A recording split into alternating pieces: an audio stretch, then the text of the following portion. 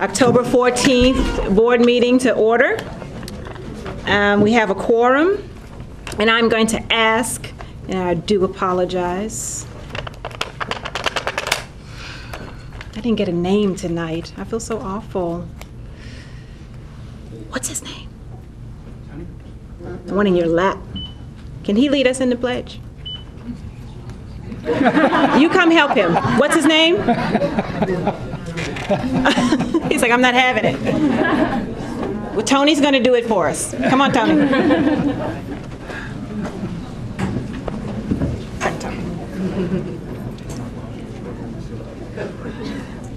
I pledge allegiance to the flag of the United States of America and to the republic for which it stands, one nation, under God, indivisible, with liberty and justice for all.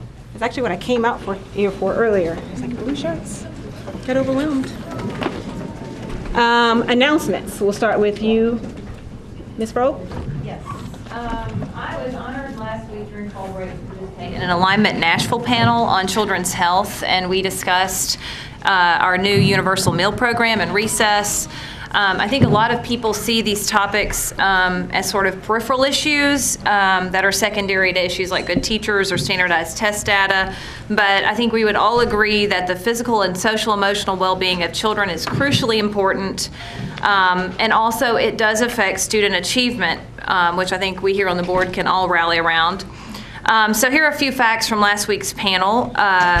We talked about breakfast. First of all, research suggests that breakfast can boost students' cognitive functioning, their memory, their test scores, their overall academic performance. Breakfast helps students stay on task, prevents obesity, and can help close the achievement gap. School breakfast has been linked to improvements in math, reading, and science. And one study found that school breakfast led to 17.5% higher scores on standardized math tests and a 7.2% lower rate of chronic absenteeism. Recess, a few facts about that. According to the American Academy of Pediatrics, recess should be a break from classroom learning that comes in the form of unstructured, supervised play. Quote, it affords time to rest, play, imagine, think, move, and socialize. The cognitive benefits of recess include greater attentiveness in class, improved cognitive functioning, greater productivity. It cuts down on behavioral problems and helps children better focus in class.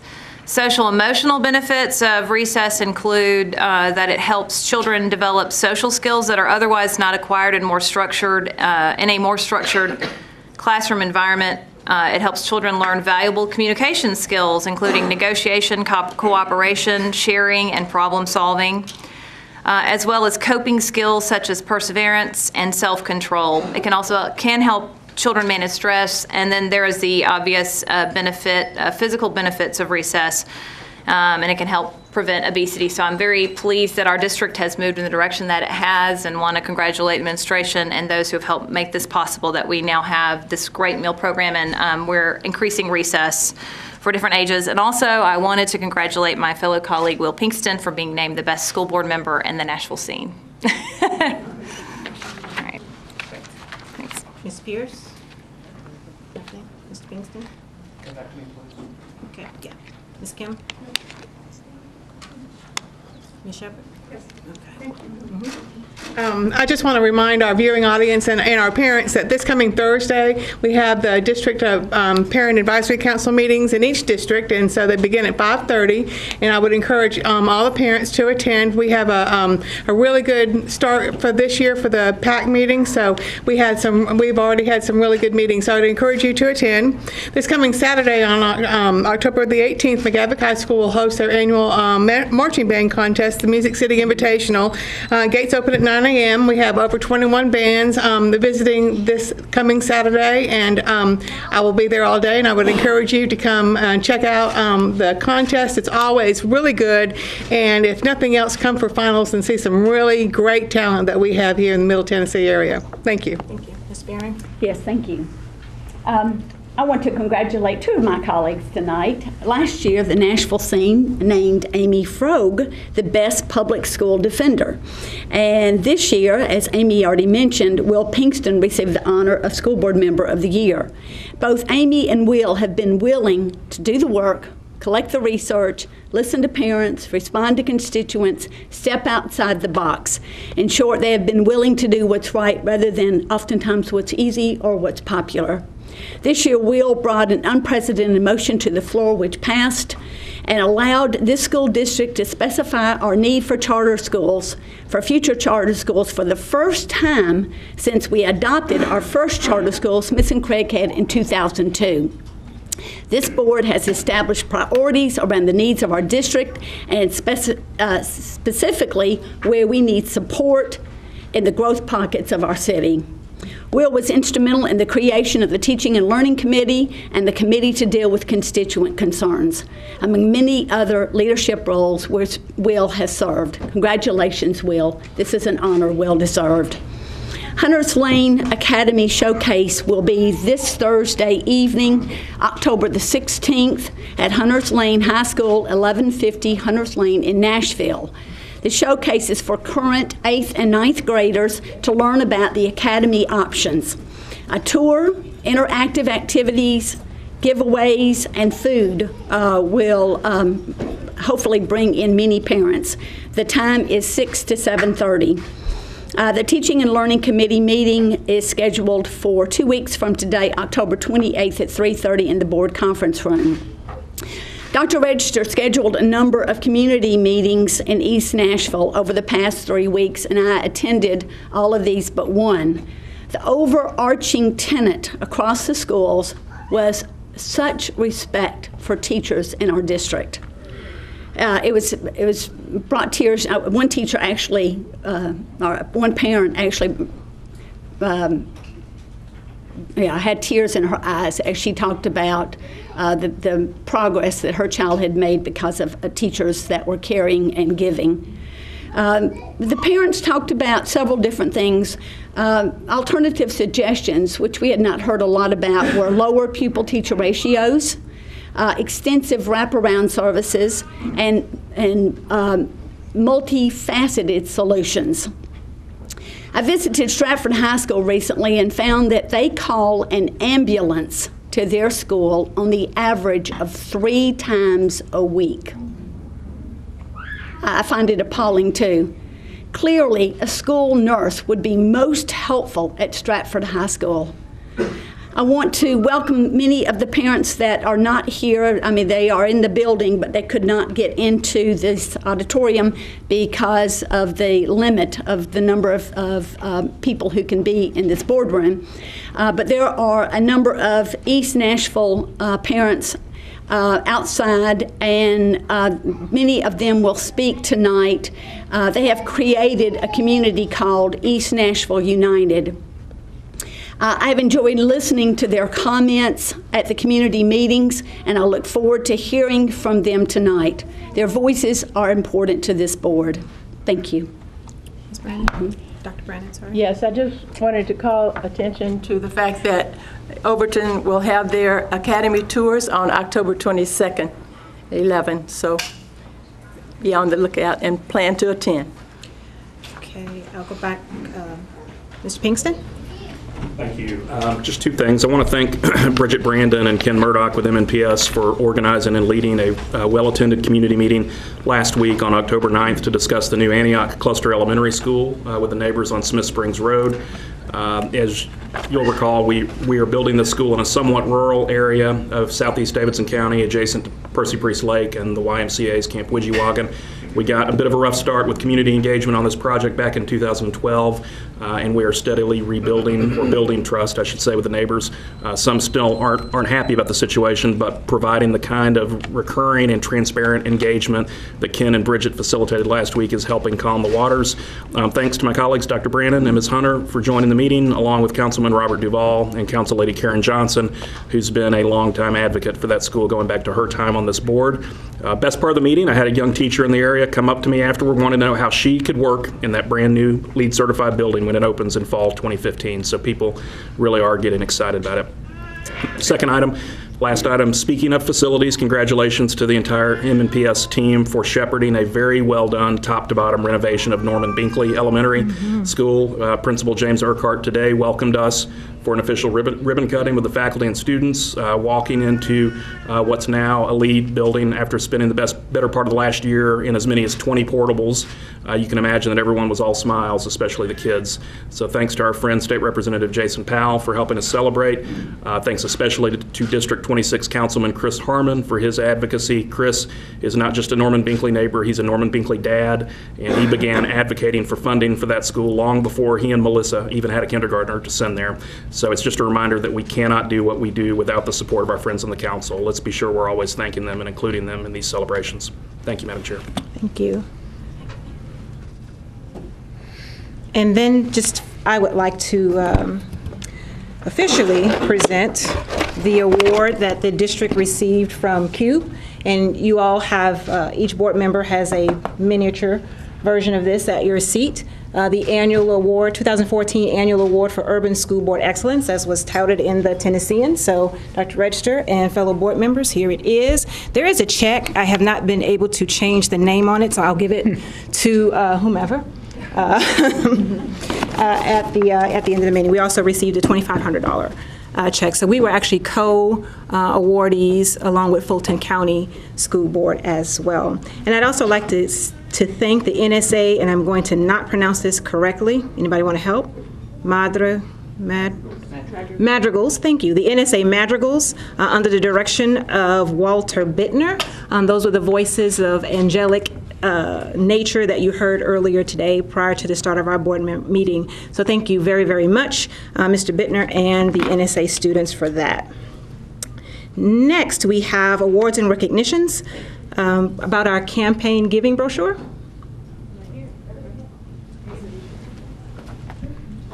My name is Nicole Langley. I'm actually on staff with United Way of Metropolitan Nashville, and we have the honor of managing and processing the MNPS giving campaign here in Davidson County. And every year we reach out to the schools and ask them to, all the arts programs, to actually ask the students to draw what they think community means to them. And the winner of that drawing is typically featured on our annual giving brochure.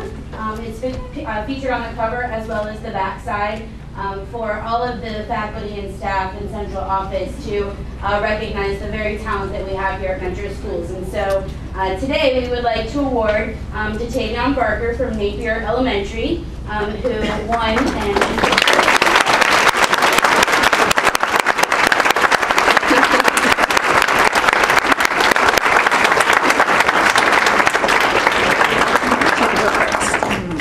Dr. Pell and our teacher Sarah are here as well. Thank you.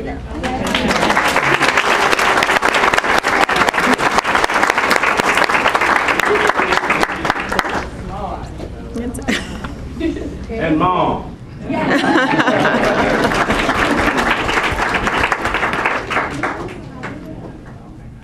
Next, under our, can you tell you how much I hate this iPad? Okay. Next, under our And the Good News Is segment, we'll turn it over to Mr. Pinkston, and he has something to share with us. Thank you, Madam Chair. Yesterday was a very good day in South Nashville. Dr. Brannon, Ms. Pierce, Ms. Hunter, and I had the opportunity to join Congressman Jim Cooper, Mayor Dean, and Dr. Register to celebrate the opening of the new Early Learning Center at Casa Atzafran in my district. Casa Atzafran is a state-of-the-art community center operated by our friends at Conexión Americas. Co-locating 80 pre-K seats in that facility represents a truly unique public-private partnership. It stems directly from Dr. Register's vision and the socially entrepreneurial attitude and posture of Renata Soto and her team at Conexión Americas. I said yesterday that this model pre-K center is an example of government at its very best. It shows what we can all accomplish, the board, the mayor, the council, private partners, students and families, when we focus on what's really important. Dr. Gentry asked me if I had any nominees for the Good News segment this week, and I thought, as I said on Twitter, that hashtag pre-K at Casa is worth talking about tonight. And so I'd like to introduce Renata Soto and her team from Conexión Americas. We're very excited to be here. We're still rejoicing in the beautiful moment yesterday when we had the grand opening And today when we welcome 84-year-olds to Casa Safran, and so that's all we talk about and that's all we think about, and we are excited to give you a little glimpse of what's happening there, and that we hope that each of you come and join us. I want to start by saying that the collaboration between Conexión Américas and MNPS goes beyond many years, actually, and it was in 2008 when we brought a national program, our parent engagement program developed by the National Council of La Raza, to Overton High School, and we have been since then in 3 schools every semester, and it is a parent engagement program designed particularly for Latino immigrants who have not been educated in the school system and need to understand the basics of what GPA stands for and how it's calculated and reading a report card, to larger issues of understanding how they are the most important teacher in their child's life, and how they are a support to the teacher and the principal and all the staff that is part of that educational community. I'm glad to say that today, this semester, we are at Tusculum, Cameron, STEM Prep, and also at Casa Safran, and I'll tell you more about that. Last year, we also were glad to bring another national program to Glencliff High School. It's a very intense after-school program, college preparatory and college counseling for juniors and seniors. We started with a cohort of 37 students, all of them first-generation college applicants, all of them immigrants. And we are hand-holding their journey through junior and senior years and all the way to college. We right now have 37 of them, and then in the spring we will welcome another 40. Our dream is to be at least Overton and Antioch in the next 2 years, and really provide that support to more children in our system. And then more recently, Conexión Américas, who has been around for 12 years helping Latino families buy houses and start businesses and learning English and help their kids succeed in school, opened the Casa Safran Community Center in 2012. And we are a community of 9 nonprofit organizations that provide an area of services. And it is that community that we believe has a lot to tell all of Nashville what happens when we wrap around intentionally resources to families in the way that we know the 80 children at our new pre-K will have. To give you a sense of that, the 9 nonprofits provide from legal services. We have a healthcare clinic where people can get flu shots and well checkups and prenatal care. We have free mental health counseling. Our partners also offer free financial planning and counseling. We have arts and dance and music education. We also have advocacy and community organizing and leadership development. We have the basics of learning English, buying houses, and start businesses. And so when we moved in 2012, we always envisioned Casa Safran to be a hub for social services and for community building. And I am very thankful that Dr. Register in last year, at the end of last year, after being at a meeting at Casa Safran on an unrelated matter that had nothing to do with pre-K, left with Mr. Will Pixton and asked if he knew how much space we have left at that new building. And I am glad to say that we still had 7,000 square feet, still waiting for a partner, and our board and our leadership had no question when we got that call that there could be no better use and partner for what we were trying to do in that community center than a preschool and offering the opportunity of quality early childhood education to 80 children in South Nashville and all over our community. And so, just fast-tracked a few months later, it's been, as Will said, an impressive success story of private and public partnerships coming together. I can tell you how thankful we are for the work that Ken Murdoch did to steadfast, be on track for everything that needed to happen so that we had an opening yesterday. And Lisa Wilshire, who worked hard to recruit the best directors that she could find, and we are so excited to say that we got the best of them all in Johanna Guerrero, and she's our colleague now, even though she's officially your employee. She's our colleague. She's a colleague of all the people that call Casa Safran home, and we're very excited for what we're going to be together. I want to say that we feel that the opportunity is just beginning, of course, today when the children were showing up at Casa Safran. Our staff volunteered to be in the car line as parents get used to a new car line at every point. And it was really great to see all the excitement of the parents and the children coming to their new home.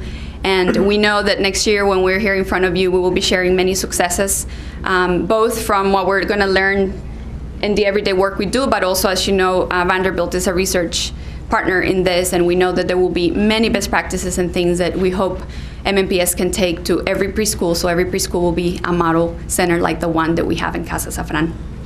I want to introduce you to my colleague, Monica Vasquez, who will be doing our parent engagement program at the pre-K center with Johanna. She is one of those resources that your families will have every day, not only implementing the program, but being a resource for all those dimensions of a child's and family's life that a teacher might not be able to attain. And last but not least, I want you to hear from your star, Johanna Guerrero, who we are very excited to welcome to our team at Casa Safran and to MNPS. Thank you. Okay, I just have a few things. So as Renata mentioned earlier, our grand opening was yesterday, and we had about 200 people attend our ribbon cutting ceremony. So that was a really great turnout. We had a lot of parents come during that time. We actually had a parent speak at our ceremony, and she mentioned that one of the best things about the program was not only that we were providing high quality education for the students, but that the staff was bilingual and that her family was able to communicate with us to see what was going on in school and so that they could have a voice. And so we're really excited for the partnership. We're excited to have Monica on board and work with our parents to strengthen that home-school connection and just let them know that we want them at the school, we want them to be involved. We also are really excited about a partnership with Global Education Center. Their dance studio is at Casa Safran, and so our little ones will be walking over and taking music and movement classes, and we'll be having parent sessions to talk about the services that are provided at the community center. And like Renata said, it's just been a really great partnership from the beginning. We've been extremely supported by them, and really we're the ones that are extremely thankful to be at the community center. And so we also thank you all for your support. Thank you. We're going to give you a few little handouts for the resources that are there, and we hope again that you come and see it firsthand one of these days. Thank you. Thank you.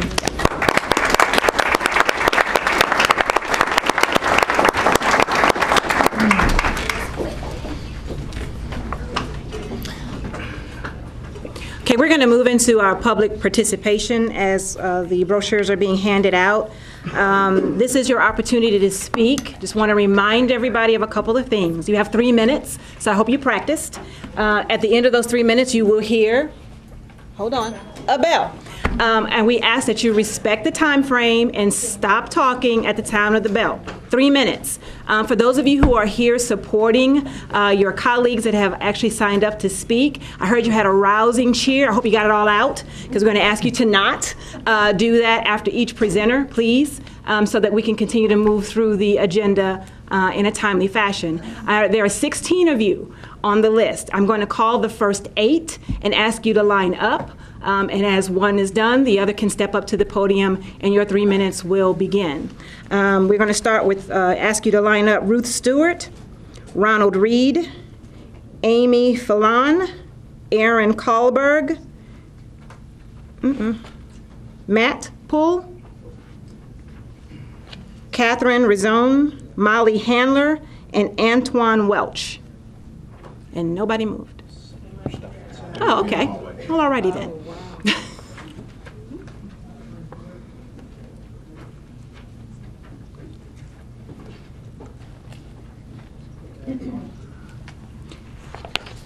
Hello, thank you so much for having us speak. I would like to say that there were several dozens of East Nashville United members that could not make their way into the room because the room is full. And some are out there. There's not access to any kind of audio or visual of the meeting, so they're just out there and they can't see what's going on in the meeting. So please be aware that I'm not here by myself. You'll see a string of East Nashville United people coming in to speak, but there are many, many more that have been turned away and cannot find a seat in the meeting. So my name is Ruth Stewart. I'm a proud member of East Nashville United. I'm a family medicine doctor and a mother of 3. I have 2 elementary school age children and 1 Metro High School graduate. Let me tell you why I care about Metro Nashville Public Schools. Of course, I care for the usual reasons. I'm a taxpayer, interested in the best use of my dollars. I'm interested in a vibrant city with many opportunities for diverse groups of people. And of course, I have 2 more children to move through Metro Nashville Public Schools on their way to college and careers. I also think, like many others, that public schools strengthen our democracy and serve as a way to reinforce American values of hard work, cooperation, and engaged citizenship. But I'm also a doctor, and I have strong interest in public health. And I know that educational achievement is a way to reduce chronic disease and premature death. Many people are not aware that those who do not graduate from high school have their life expectancy reduced by several years. In 2006, the CDC estimated that a 25-year-old man without a high school diploma had a life expectancy of 9.3 years less than his counterparts with a bachelor's degree. And research by the Robert Wood Johnson Foundation found this gap between the health of the educated and those with poor educational achievement to be widening. In short, to be poorly educated is to have a high risk of poor health and premature death. So as a doctor, I want all East Nashvillians to have access to successful schools. As proposed, an all-choice zone would divide my part of town into schools everyone wants and those you go to because you aren't lucky enough to get your first choice. Schools would be divided into winners and losers. And some would argue, rightly, that this has already happened. But we have a unique opportunity to reverse this and have all schools do their essential work and look at every individual child and meet the needs of that child to ensure that child has the best opportunity to meet their potential. So how do we proceed? Number 1, tear up any current proposal. We need a community-driven plan, not an advisory group, not a pass-through of advisory group from Metro to the community, but a community-driven. Time is up. I appreciate you coming. Next person, Ronald Reed.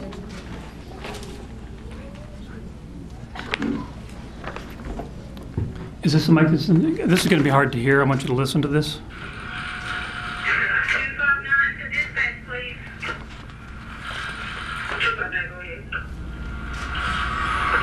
We're going to need safety over here with me. One of Melissa's kids got ran over, actually ran over by a car before he got to the bus.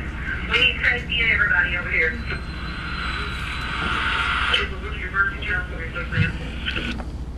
What you heard there was a driver reporting that a child had been run over by a car while waiting for a bus that was 40 minutes late.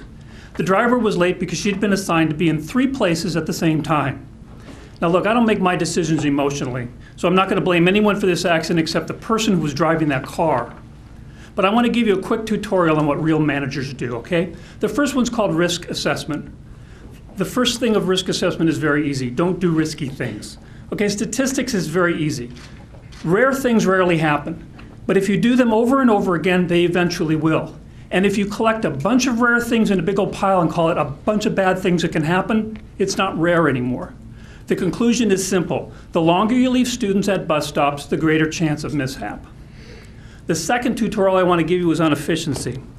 I hope this isn't too pedantic.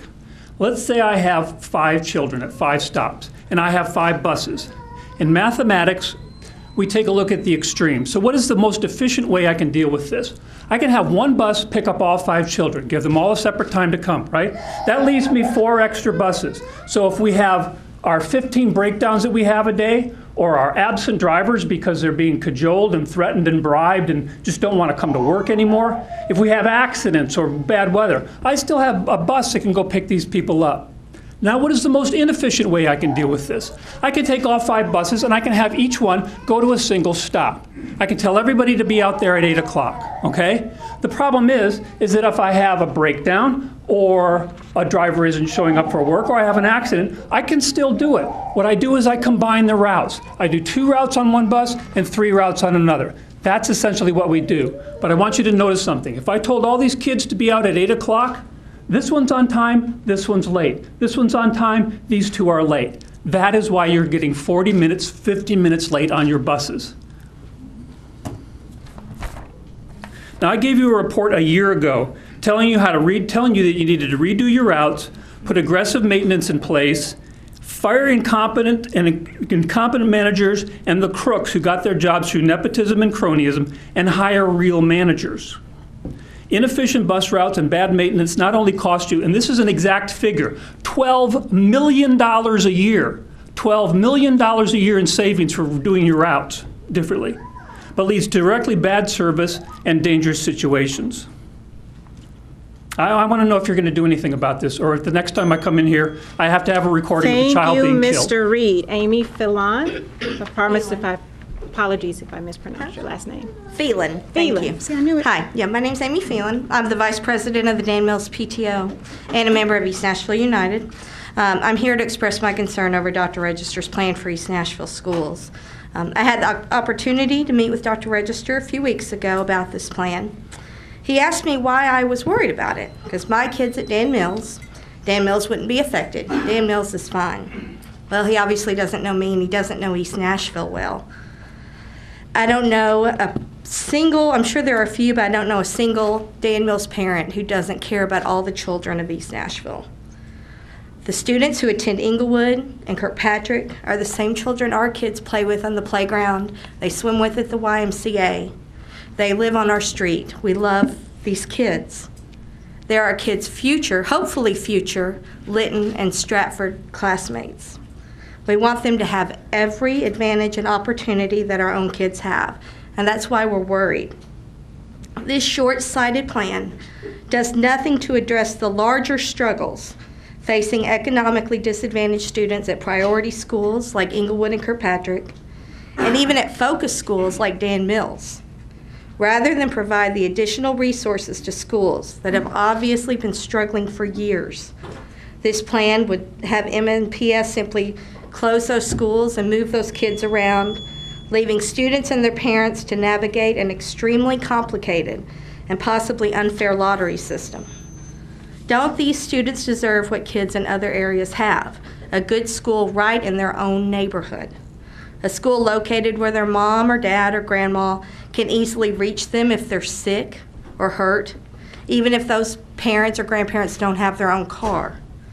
And don't their parents and the community members who serve them in churches, community organizations, don't they deserve to have a seat at the table when these decisions are being made that are going to affect the lives of all these children? In the past 2 months since the announcement of the third way, I've spoken with many people from all over East Nashville about their thoughts and wishes. I've hit the streets, knocked on doors. What I've heard over and over again is that they do not feel like they feel like the schools in their neighborhoods have been ignored, and they feel like they don't have a say in what happens in metro schools. And that's sad. These are metro school parents. They want to have a say, and they're feeling ignored. Please give them a voice. Support a true community-based task force with decision-making power, not just an advisory committee, to study the needs of our diverse East Nashville schools so that all of our children can receive a great educational experience. Thank you. Mr. Aaron Kahlberg.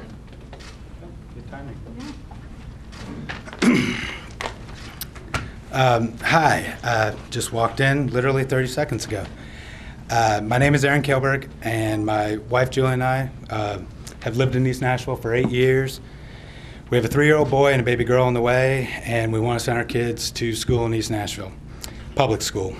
And thank you for providing me the opportunity to speak. I had some prepared remarks, but I don't know that I'm really going to stick to them now. I have a feeling this is based on what's looking around, that we've devolved into this whole conversation about choice again, and that people are taking sides. And I guess from my perspective, I was on the board of a charter school for 2.5 years. I was on that board until very recently, and I'm not against choice at all. I think it's great. I think charter schools have done some absolutely fantastic things. But the issue with choice is there's consequences to it. It isn't to have this idea that it's just market-based and choice will magically equate to quality. It doesn't work. I mean, you need some sort of Keynesian approach to it. There needs to be some sort of management and acknowledgement that there's adverse consequences. That's what a community-driven plan could do if we could all sit at the same table. I've spent a lot of time talking to charter leaders and other people in the last couple of weeks. I've reached out, other people in our group have reached out. They've talked to people in our group. Some people in East Nashville United did not get back to them. Some people in our group really have some baggage about charter schools. We need to get past all that. It's totally self-defeating. We all want the same thing. We want really good schools for our kids. But again, we're devolving into the same conversation. It's completely dominated education in this city for way too long. And we have a lot of different views, and a lot of people are getting different information, and there's a lot of confusion. Someone just needs to rein it in and not throw a Molotov cocktail into it. And looking around, I feel like that's what we're doing. I was getting text messages in the last week from friends in the charter community saying, a lot of chatter, this is going to be a big anti-charter fest. That's not what we're here to do at all. We want a community-driven task force. We want racial and geographic diversity on it.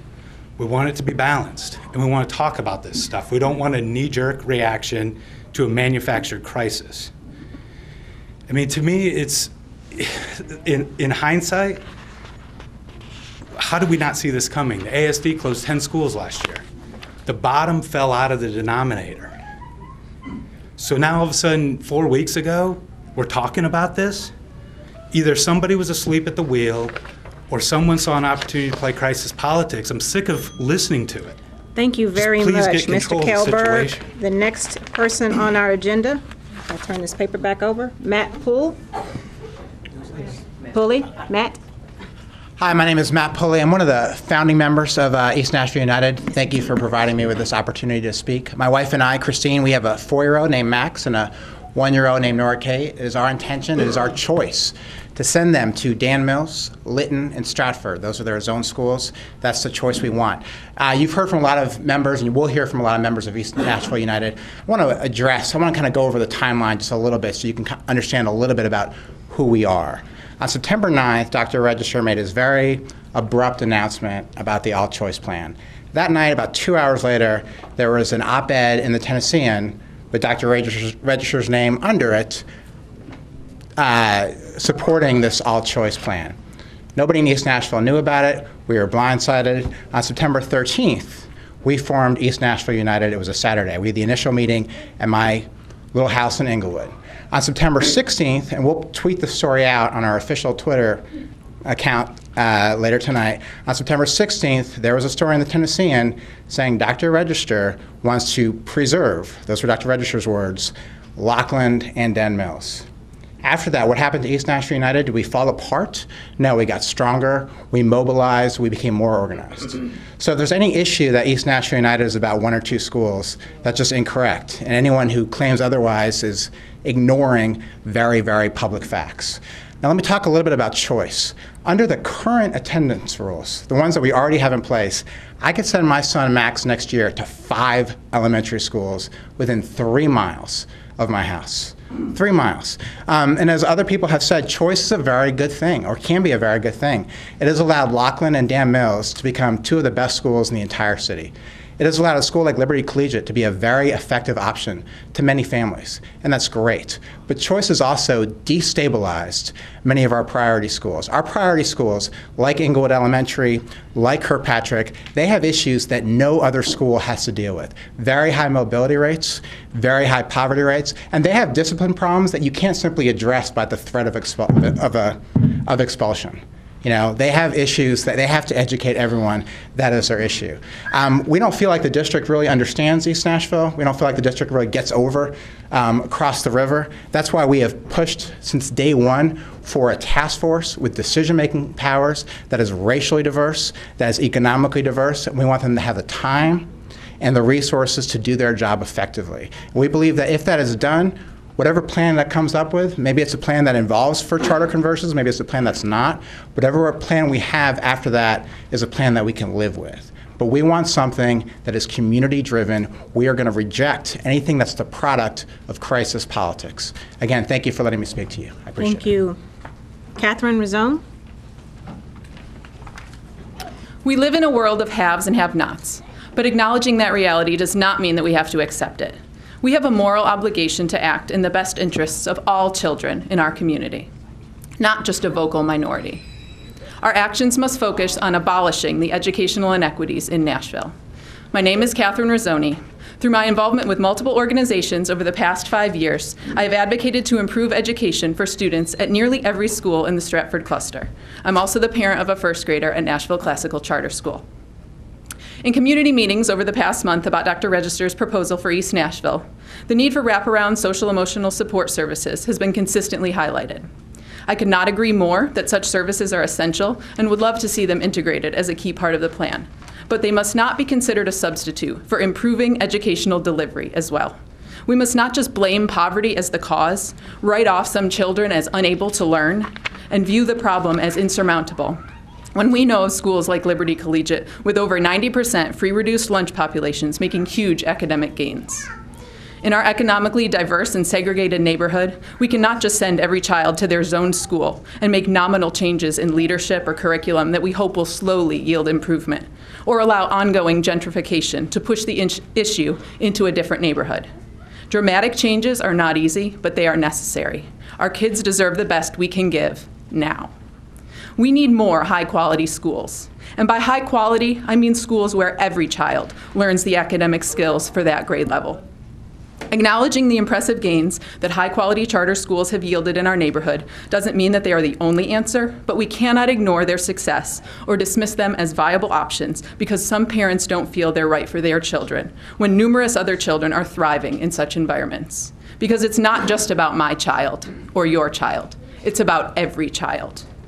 Dr. Register has expressed urgency of this problem, and I share his sentiment. His proposal suggested many viable changes that would bring about real progress, investing in effective teachers and leaders with increased professional development, salary, and autonomy, closing or converting schools that are chronically low-performing and replacing them with highly effective schools committed to narrowing the achievement gap, providing transportation to increase accessibility to high-quality schools for every child. Over the past 5 years, I have seen many district initiatives that sound great at the outset but fail to yield measurable progress. I strongly encourage our district leaders to act swiftly on the proposal, develop a sound plan, and execute the changes with utmost fidelity to the goal of high-quality schools for all, including metrics to hold schools accountable for the academic gains of every child. This is an opportunity to truly design impactful change in our schools. Let's work together as a true community, take the bold steps that are needed, and make true changes to improve education for every child in East Nashville. Thank you. Molly Handler? I'm Molly. I've been a resident of the Maplewood cluster for 10 years and a teacher in the Maplewood cluster for 9 years. Collaboration is a component that has long been a part of the fabric of successful schools, both in research and practice. A community perspective promotes collaboration, the reality that the needs of all schools are not the same, and that a necessary component of school success is to solicit the suggestions and needs of each school from the people who are a daily part of the school itself, its parents, students, and teachers. While we must implement a model that is responsive to the ever-changing fabric of schools in East Nashville, we must also seek to eliminate the increasing segregation of East Nashville schools based on race, ethnicity, income level, cultural capital, special needs, parental involvement, and language.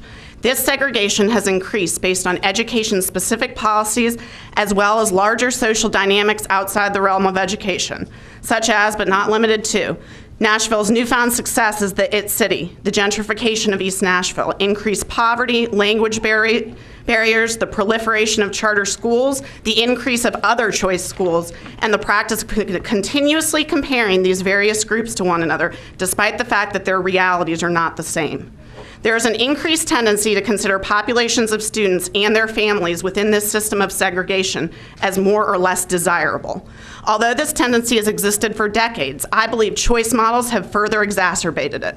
Often it seems people believe reversing such segregation is only beneficial for those who are the neediest, as if surrounding them with students who have more resources in school is a one-way street in terms of gain.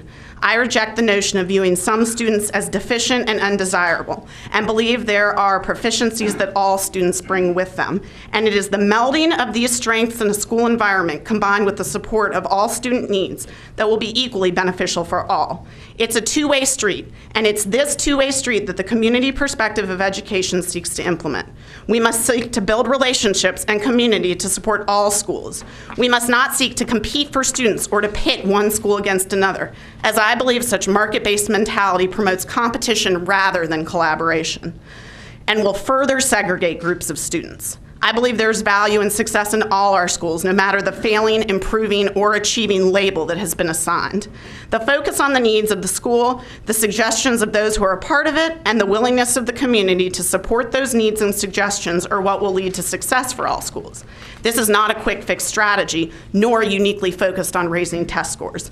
I believe it's a strategy that will lead to increased achievement for all students, as well as increased awareness of what it means to be a member of a democratic and pluralistic society.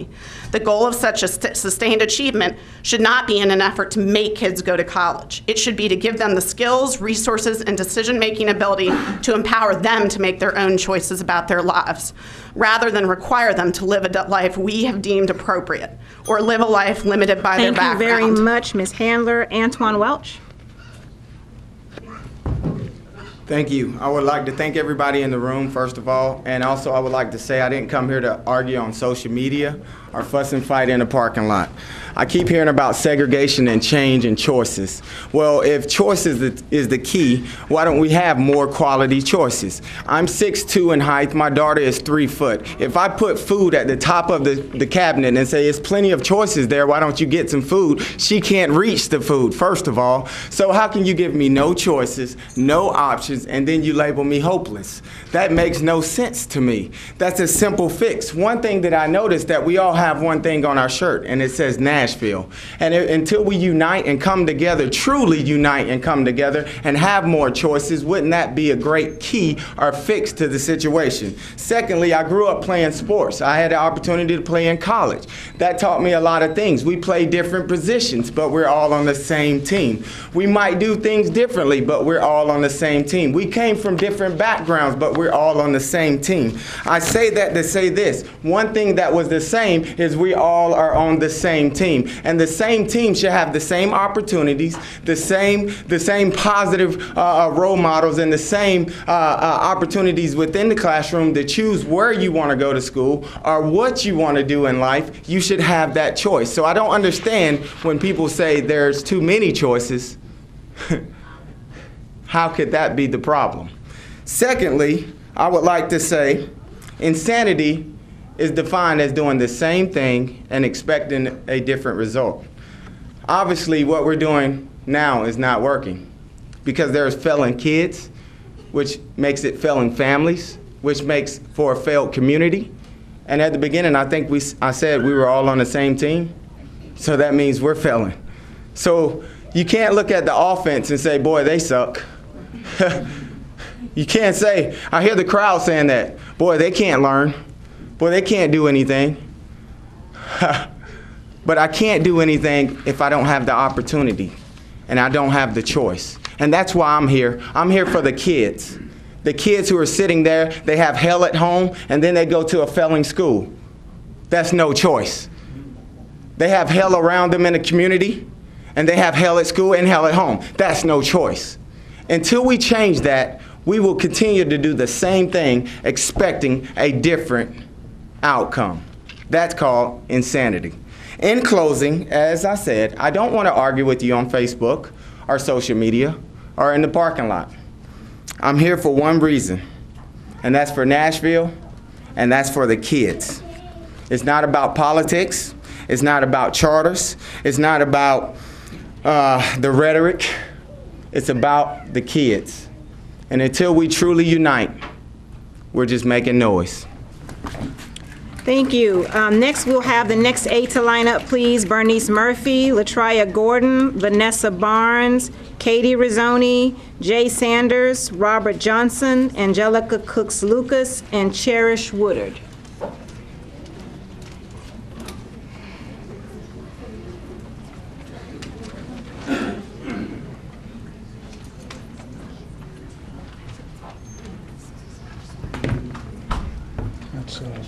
Go down the list. Madam Chair and school board members, I am Jay Sanders. I am a founding member of the East Nashville United, but tonight I'm here as the parent of a first grader at Inglewood Elementary School, again. I am here to ask that in addition to making choice easier for everyone, that MNPS double down on the schools that are working to make their own changes for the better. Instead of repeatedly promising some parents that their school won't be changed by a sweeping plan, find a way to supply a family school coordinator for schools that need them. Instead of emphasizing equitable choice, find a way to get more Casey Home kids in Laughlin. Instead of telling PTOs and faculties that their hard work is not good enough, visit the classrooms, use your educational experiences to offer qualitative suggestions.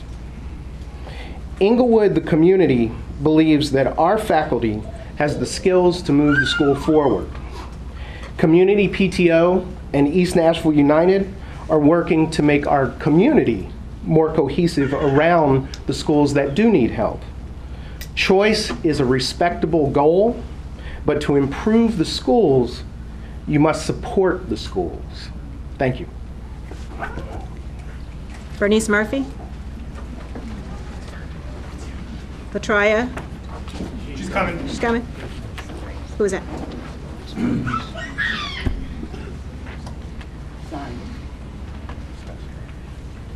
My name is Bernice Murphy. I have a great-grandson that went to Kirkpatrick last year as a kindergartner. We chose to pull him out this year, and he had to repeat kindergarten. His teacher did not give him the basics that he needed, and I think that happens a lot of times with our children. But he had no basics.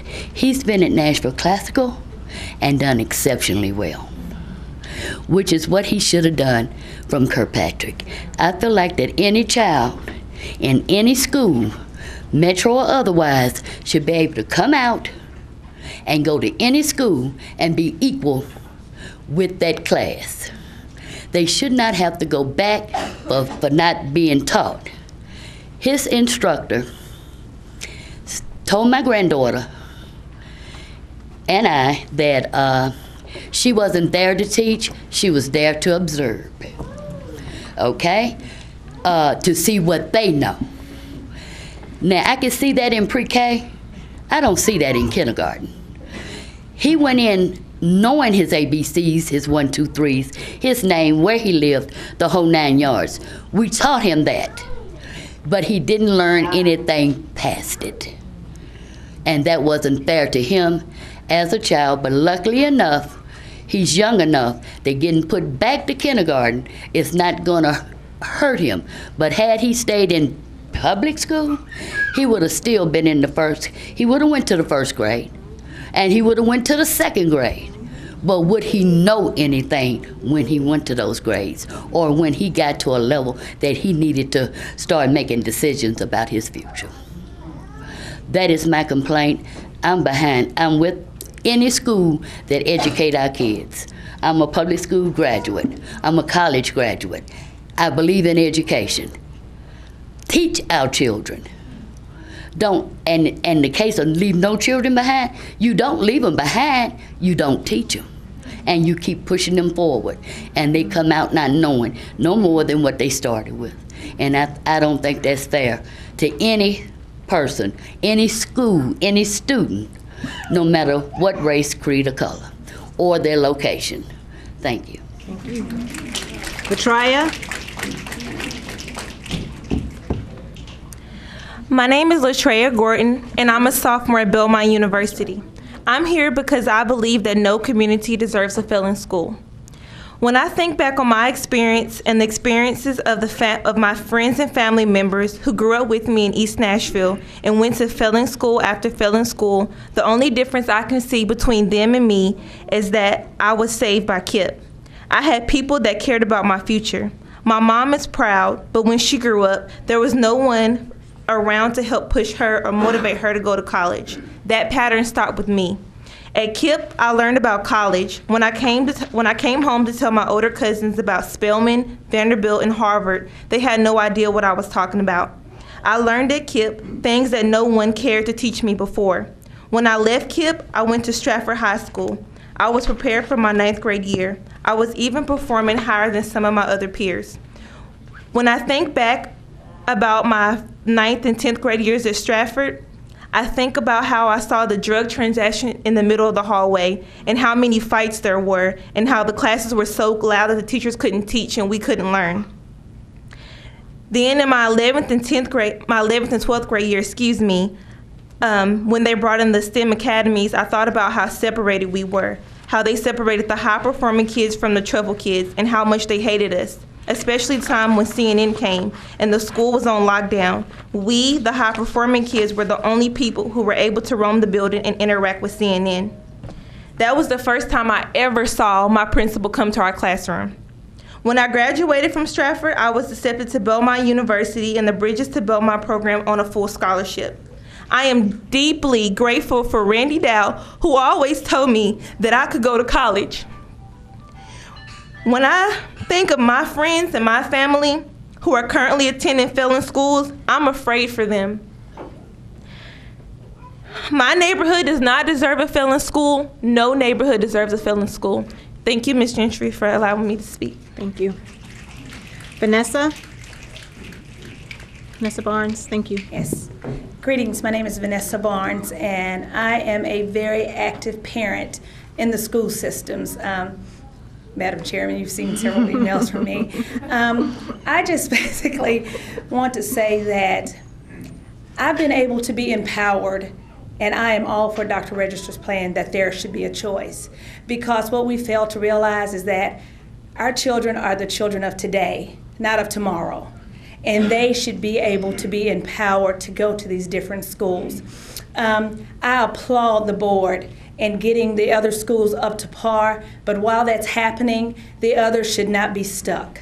Our children are stuck, and they should be able to have the same opportunities that these other schools that are giving the high performance. Let me tell you something, they're not going to rub off on them. If anything, they will empower each other. Somebody mentioned earlier that, being forced to go to college, if these kids do not have a college education, they will not be able to succeed in this world. China and everybody else is beating us, people, and we're too worried about what the predators is doing downtown. Okay, we got to get up on this education. I'm all for choice. Give our children a chance. Thank you. Thank you. Ms. Katie Rizzoni. My name is Katie Rizzoni. I live in Englewood, and I have a first grader at Nashville Classical Charter School. Prior to becoming a physician and now the teen doc at the Stratford Stead Magnet High School, I was a high school science teacher. I'm excited to see so many people here today because I think we all believe that this is a great opportunity to change the trajectory of the schools in our neighborhood. We've been aware of the poor performance in many East Nashville schools for years, and although there's been efforts to alter this through STEM magnets, higher standards, and other behind-the-scenes changes, low-performing schools remain the reality for far too many students. In my classroom, and now as a physician who does research on quality improvement in healthcare, I base my decisions off of evidence. So I'd like to review some data points. 84% of Kirkpatrick third graders are not reading at grade level. 12% of Bailey STEM middle schoolers are proficient in math. For the past 3 years, Englewood Elementary has received Fs across the board for academic achievement with minimal and sometimes negative 3-year academic gains. I am not attempting to place blame on those school leaders or those teachers, and I will always support anyone's right to voice their opinion about their child's positive experience at those schools, but it is hard to argue against those numbers, and they outline a concerning reality. This is unacceptable. We need real progress in our schools, and we need it now. Child's vocabulary use by age 3 is a strong predictor of language and reading comprehension by age 9. Vocabulary in the first grade can predict more than 30% of 11th grade reading comprehension. By 4th grade, African Americans and Latino students in the U.S. are on average 3 years behind their white counterparts. The problems in these schools are multifactorial, but they disproportionately affect some students more than others. And as it is unpopular to bring up race, ignoring it is just going to perpetuate the inequalities. Even at the quote-unquote good schools in East Nashville, African American students have historically underperformed their Caucasian peers. For the past 3 years at Laughlin Elementary, over 80% of white students are reading at or above grade level, while only 50% of black students are. In 2012, there was an achievement gap in math proficiency more than 30% between white and black students at that school. At Dan Mills, over the same time period, the number of white students who are reading at and above grade level increased by 24%, whereas the black students only increased by 10%. While both populations have improved in math at that school, a gap of 27% still exists. I feel that the current pledge should not allow any changes to occur at Laughlin or Dan Mills, while at the same time promising full choices for all students in East Nashville is mathematically impossible and ignores the gross inequities that exist in those schools.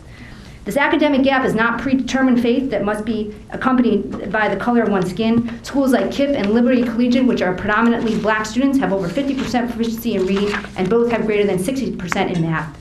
We need innovative yet evidence-based thinking with emphasis on the chronically underserved in our community in order for any ideas for full succeed for all children.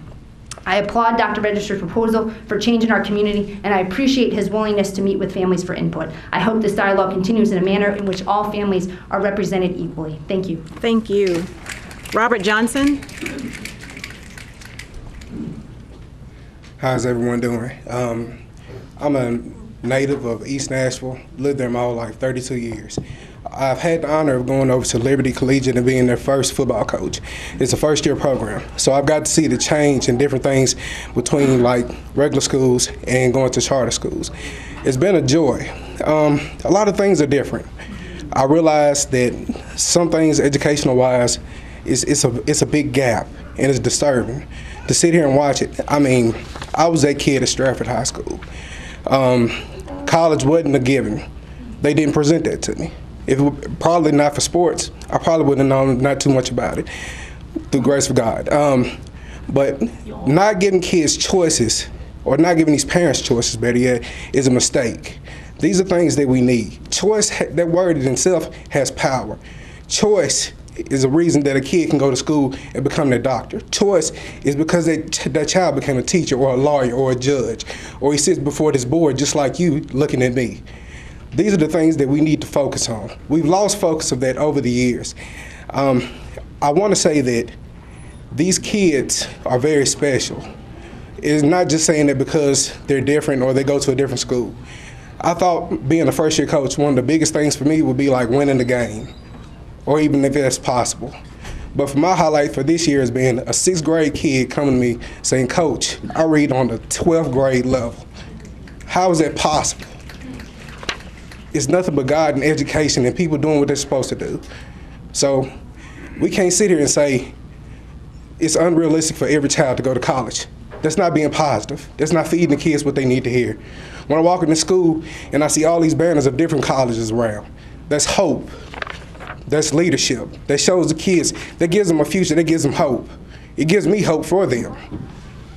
So choice needs to be thrown right in there with everything else. We need to give more choices on everything. Thank you. Thank you. Miss Angelica Cooks-Lucas. Yes, I'm right here. Hi, my name is Angelica Cooks-Lucas. I am a parent of Englewood Elementary School, one of the priority schools that supposedly its future is up in the air. I've seen the media reports of priority schools in East Nashville community and have witnessed Dr. Register's speeches regarding the outcome of our schools. But what I cannot uncover is data showing how the board has reached out to the principals to see what they can do to assist them in turning around the schools. I cannot find statistics, a percentage of students leaving charter or choice schools to return to their zone schools. I cannot find school district board representatives that have partnered with the faculty and principal to create an action plan to move the school from priority to reward. I cannot find data showing how the board decided that closing or converting a school to a charter one without reaching out to the community for feedback is a successful course of action. Yet I keep reading that we don't have time to allow schools to suffer, but we have time to choose unsupported data to manipulate communities in supporting an outcome that could potentially cause our children to suffer more. What we need, and especially at my school, are more engaged individuals from the board, the parents, and the community to make time to implement a turnaround plan that will make families choose to make their zone school their priority. We don't need more business-focused schools or any more choices or lottery or charters, but what we actually need are people to devote their time to making that atmosphere at their school a creative, nurturing, explorative environment so that our students can succeed. This is the reason why my husband and I walk 2.4 miles each day for our daughter to attend a school out of her zone area. Please do not take our choice away just to support a trend. Inglewood is not asking for a handout, but we are asking for some hands raised to volunteer to assist us in making our vision reality. Thank you. Cherish Woodard. Hello, my name is Cherish Woodard. I am in my third year at Belmont University. I graduated from East Literature Magnet School, which is a choice.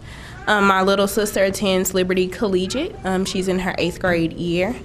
When I attended East, I thought that East was preparing me to be competitive and successful in pursuing higher education as well as life after college. However, when I started school at Belmont 3 years ago, I struggled miserably. I struggled not because I wasn't smart, but because I wasn't prepared. My sister is learning things in her 8th grade year at Liberty that I didn't learn until I was a junior in high school, or things that I didn't learn at all. This shows you my experience as well as my sister's experience. It shows you that we can have a plethora of choices, but if they are not quality, then they are still doing a disservice to our students. I just firmly believe in my heart, in my life's mission, in my work that I do with Liberty, that quality should be over choice.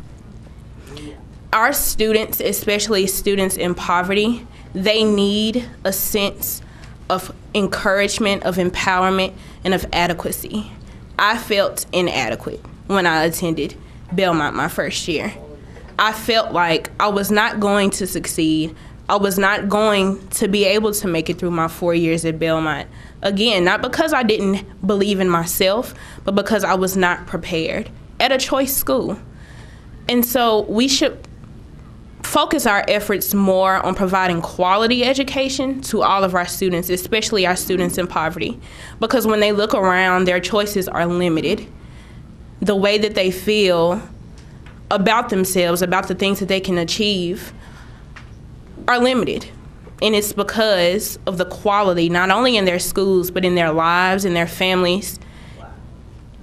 And we need to change that. It's not just about focusing on making every school a choice, but we want to make these schools worth choosing. We need to focus on the quality of the education that we're giving our students so that they can be successful and competitive in higher education and in life, period. We need to build in them strong academics, but also strong character.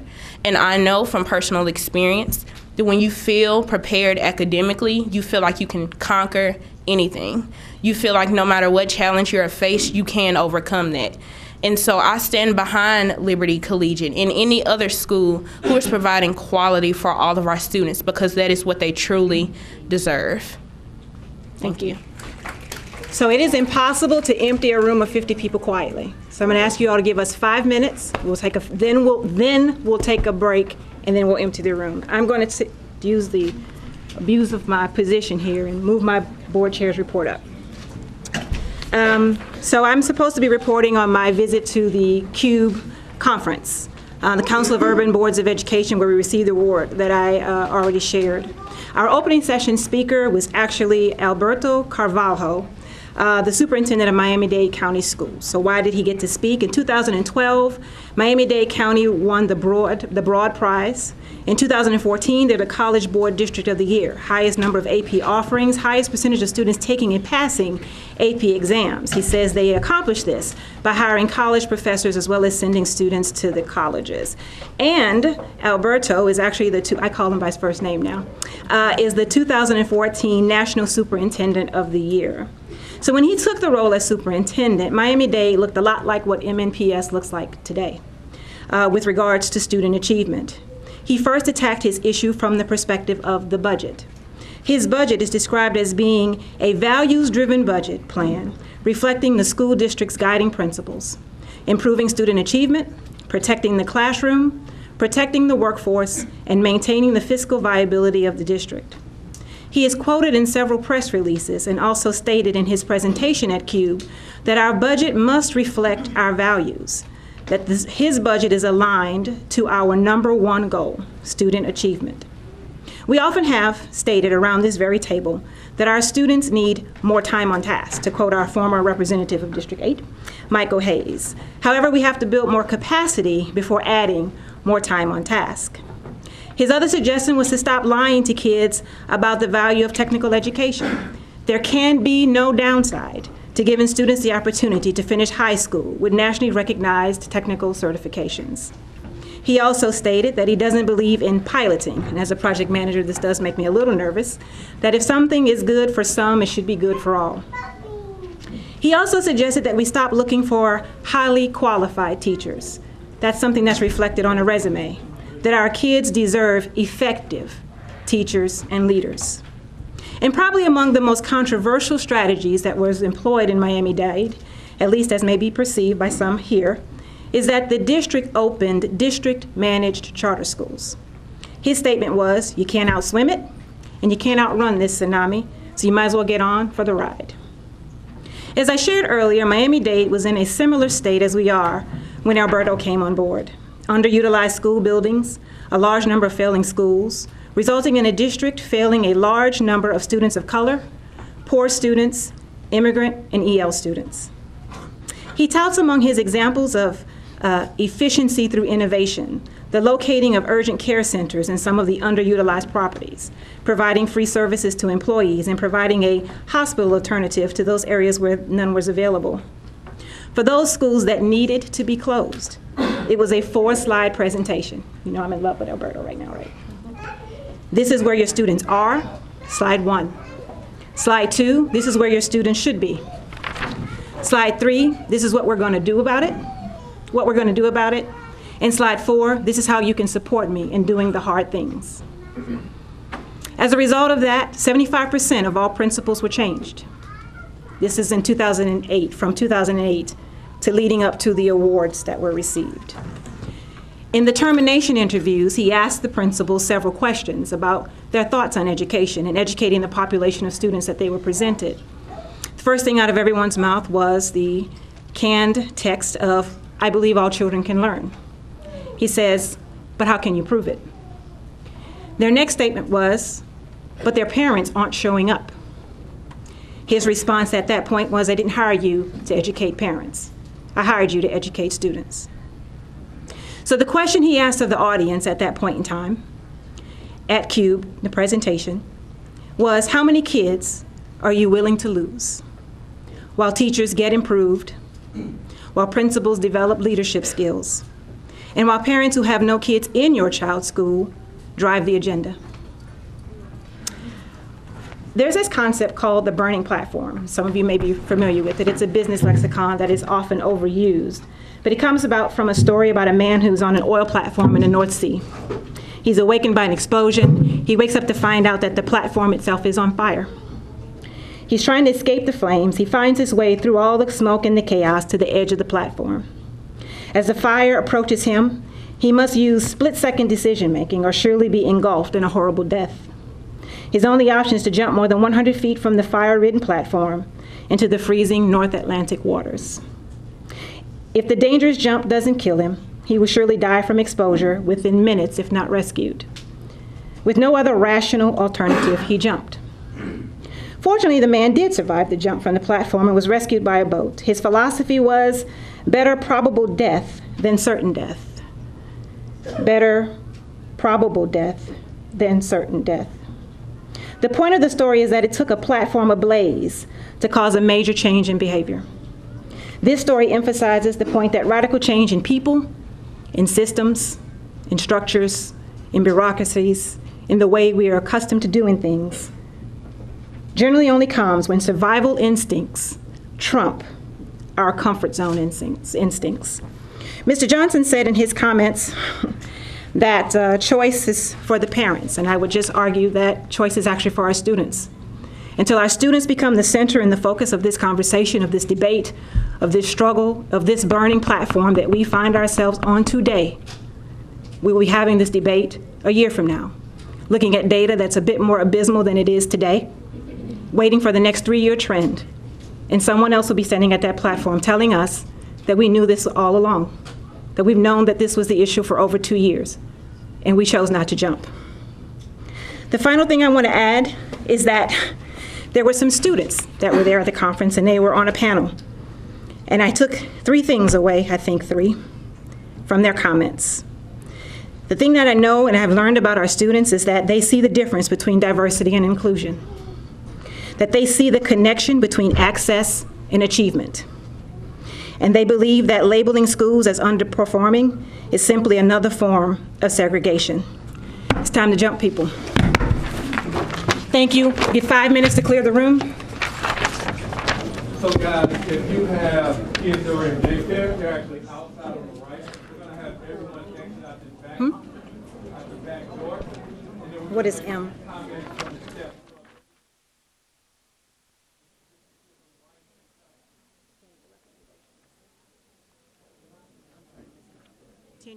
To do what?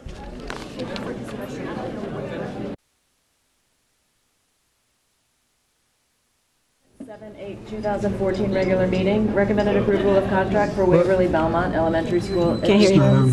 It's on hers. and renovations. Orion Building Corporation. Recommended approval of change order number 4 for Hume Fog Magnet High School Gymnasium Addition, DF Chase, Inc. Recommended approval of request number 16 for district-wide maintenance, repairs, and general construction. Restroom additions and renovations at Bordeaux Pre-K Center, Southland Constructors, LLC. Recommended approval of request number 17 for district-wide maintenance, repairs, and general construction, restroom additions and renovations at Ross Pre-K Center, Southland Constructors, LLC. F, recommended approval of request number 18 for district-wide maintenance, repairs, and general construction, library renovations at Apollo and DuPont Tyler Middle School, Southland Constructors, LLC. G, recommended approval of lease agreement for Republic Schools, Nashville, DBA, Nashville Academy of Computer Science, Charter Schools use of space in the old Brick Church School building. H, recommended amendment of lease agreement for Lipscomb University's use of the Stokes School building.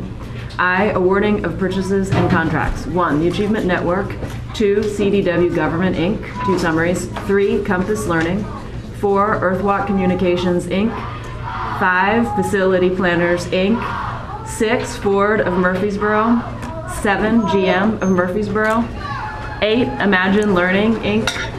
Imagine Learning, Inc. 9, Lazelle, Inc. 10, McGrath Training Systems, Inc. 11, Merchany Greenhouses. 12, Oasis Center. 13, Public Impact, LLC. 14, Southern Word, Inc. 15, Tennessee Department of Education. 16, YTRI, LLC. J, Legal Settlement Claim L15899 for $18,000. K, Legal Settlement Claim L15907 for $26,498.17. L, Legal Settlement Claim L15342 for $27,431.58. M, tenure recommendations. N, recommended approval of request for compulsory attendance waiver. Thank you, Ms. Kim. You've heard the consent agenda. Is there a motion to approve? Is there a second? Thank you. Consent agenda is approved as read. Next on the agenda, we have recommendations to certify dismissal charges for Ann Bolner, Judy Shoulders McAdory, Carolyn Stockdale, and Frederick Watkins. Madam Chair and members of the board, I'd like to make a couple of comments before I read the charges, if I may. I'd like to point out in the packet of information that you received an October 2nd letter attached to the board agenda.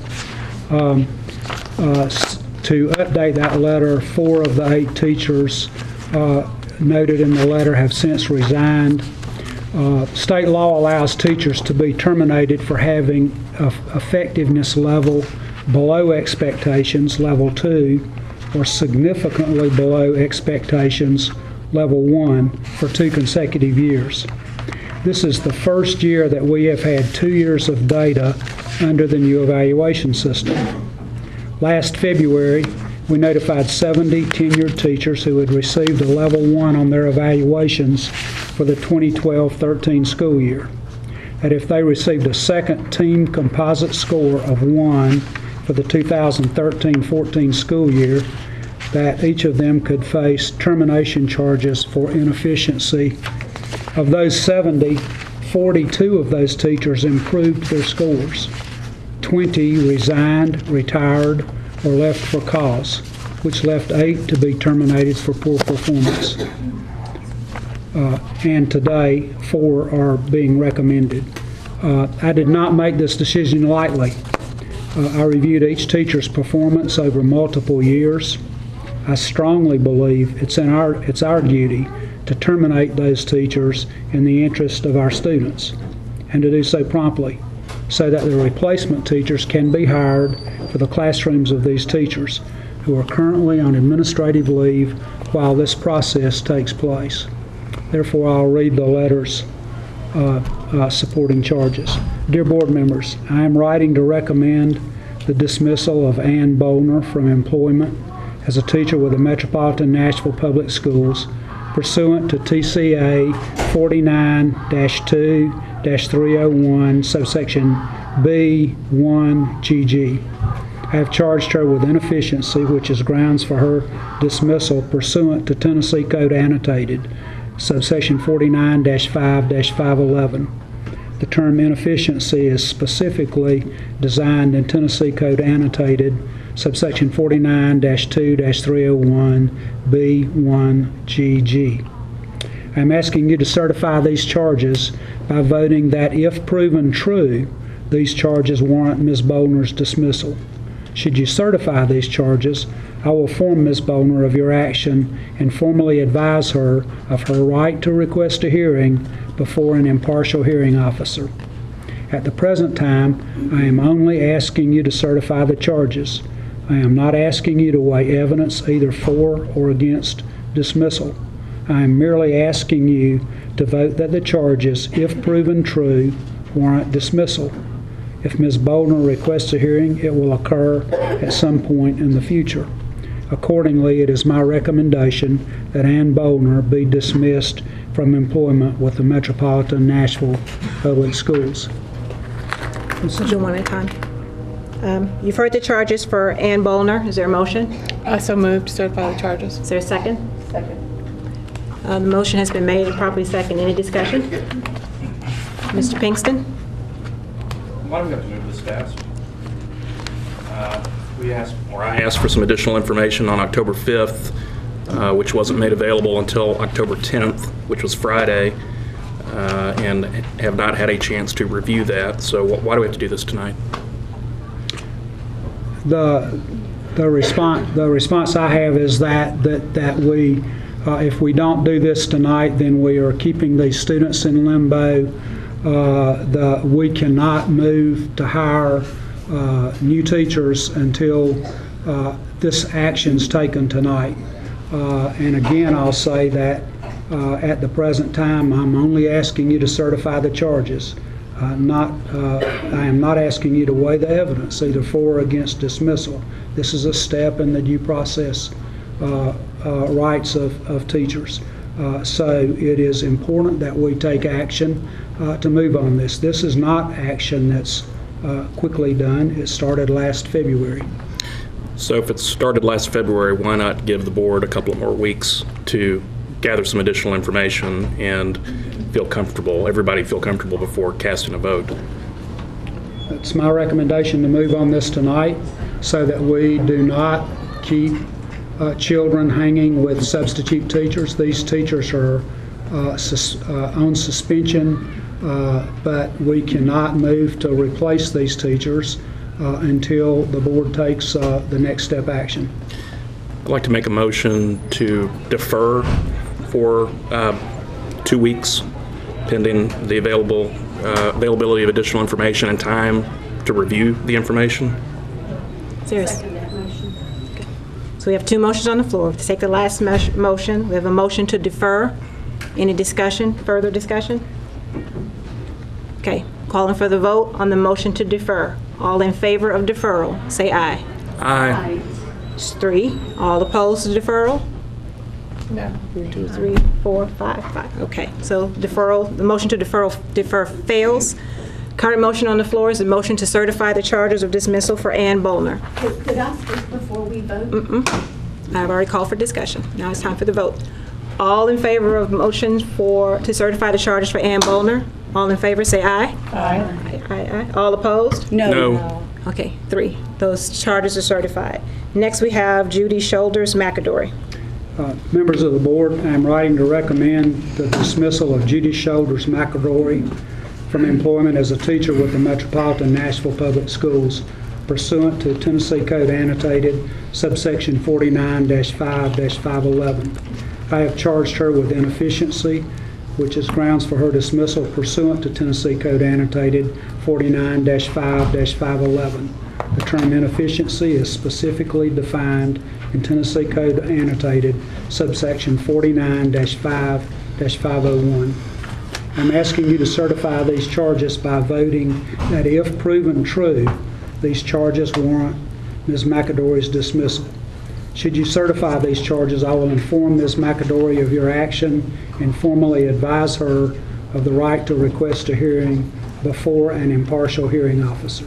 At the present time, I am only asking you to certify the charges. I am not asking you to weigh evidence either for or against dismissal. I'm merely asking you to vote that the charges, if proven true, warrant dismissal. If Ms. McAdory requests a hearing, it will occur at some point in the future. Accordingly, it is my recommendation that Judy Shoulders McAdory be dismissed from employment with the Metropolitan Nashville Public Schools. You've heard the charges. Is there a motion to approve? To certify. Thank you. Is there a second? Second. There's been a motion to certify, and there's been a second. Is there any discussion? Ms. Spearing. Yes. Of the 4 teachers that are recommended for removal tonight, 3 are from schools on the priority list. All 4 teachers are from my district. So I have very vital interest in what happens tonight. All of the schools that these 4 teachers are from high-need schools with 90% or more impoverished students. All but 1 teacher has been teaching 10 to 18 years. There are allegations of lack of support from principals and failure to follow protocol in the evaluation process. One principal who recommended 3 teachers for termination through low scores is no longer in this state. Because it's a priority school, he was in the process of being replaced. I was a career ladder evaluator, and I evaluated teachers across the state. I did that for 2 years. It was a volunteer program with potential financial rewards. Each teacher received 3 different peer evaluators from outside the school district that had experience and proven expertise in the subject matters. The process was reliable, valid, teachers were trusted, and these scores were not used punitively. They were used to improve teacher effectiveness and to reward excellence in teaching. Compare that to the team evaluation and TVOS. Earlier this year, the General Assembly changed their earlier stance to tie teacher licensure to TVOS. Yet we still use this measure to evaluate teachers and now to dismiss teachers. TVOS data is different from growth data. TVOS data is a 3-year compilation, but in growth data reflects 1 year of progress. One teacher on this list received 2 5s and a 3 on his growth data this past year, but received a 1 on his TVOS data because it had to be factored into the previous 2 years. Dr. Register made a comment to this board on March the 11th when the administration backed away from the teacher compensation plan presented on February the 11th. Dr. Register stated at that time that the team evaluation was problematic, lacked trust and buy-in from our teachers. TVOS is highly volatile, It changes from year to year because it's based on 3 years of data. Over 60% of our teachers are evaluated using TVOS scores of students or subjects they don't even teach. How would you like to be evaluated that way? We've been hearing that it's hard to get a 1, for a teacher to get a 1 on their evaluation score. Well, it's not hard if the principal makes an announcement that his observation score is going to match the TVOS data. This announcement was made at a school where 3 teachers received a 1 for 2 consecutive years. TVOS data is proprietary. Even our best statisticians in this nation don't know how it's calculated. Therefore, teachers can't check for accuracy or errors. Dr. Register has consistently stated at community meetings for schools on the priority list that it takes great leaders and great teachers. Yet, where is the quality of the leadership? Where is the accountability for principals? I believe that as board members, we must demand and ensure a transparent evaluation system for our leaders, not merely based on test scores, but based on an array of indicators, including school culture and the ability to support teachers to excel. In one school, on this list tonight, 30 teachers left last year. This reflects a problem with leadership, and that affects teacher evaluations. Teachers from the schools on this list report that observations are not always completed with fidelity, yet to file a complaint often leads to punitive measures and more low test scores, or more low observation scores. There is indeed a culture of fear in many of our metro schools. I do not trust the current team evaluation model. As a classroom teacher at Cora Howe for many years, I and other teachers knew where the dead weight was. I believe that we need a system to help move those teachers out of the school district, but using only quantitative measures leaves many unanswered questions and puts our teachers in precarious positions. I've shared another evaluation process that was used in Career Ladder. In over 2 years serving on this board, I've asked Dr. Register, and other members have asked Dr. Register, to show us alternative evaluation processes, but none have been presented as of this date. If we certify charges to dismiss these 4 teachers tonight, we are putting our imprimatur on the team evaluation model. I'm afraid that there will be an exodus of quality teachers at impoverished schools because they do not want, or they will not want, to jeopardize their livelihood and their careers. If we vote to certify charges tonight against these teachers, we will continue to ignore and deny the culture of fear that is rampant. And with this denial, there will be little chance to improve.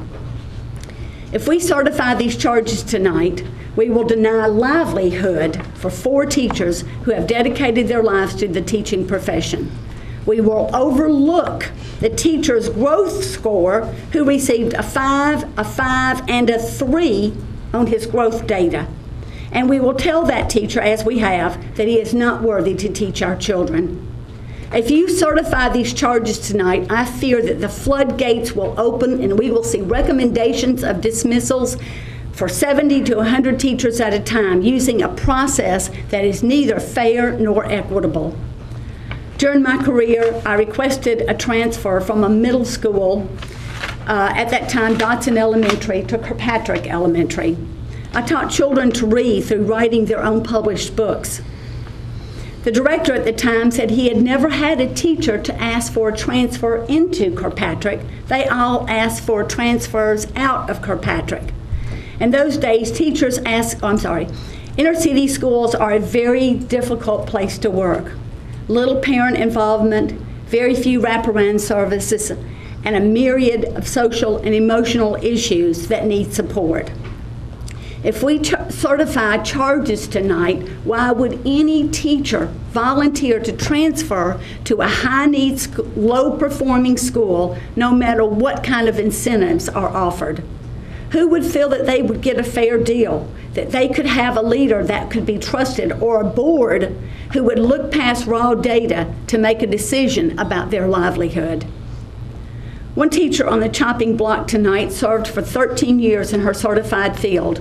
Over the last 3 years, her principal shifted her into 3 different jobs. She was assigned to a computer lab and then as a related arts teacher. Although she asked for additional training in these new and unfamiliar jobs, she was denied that opportunity.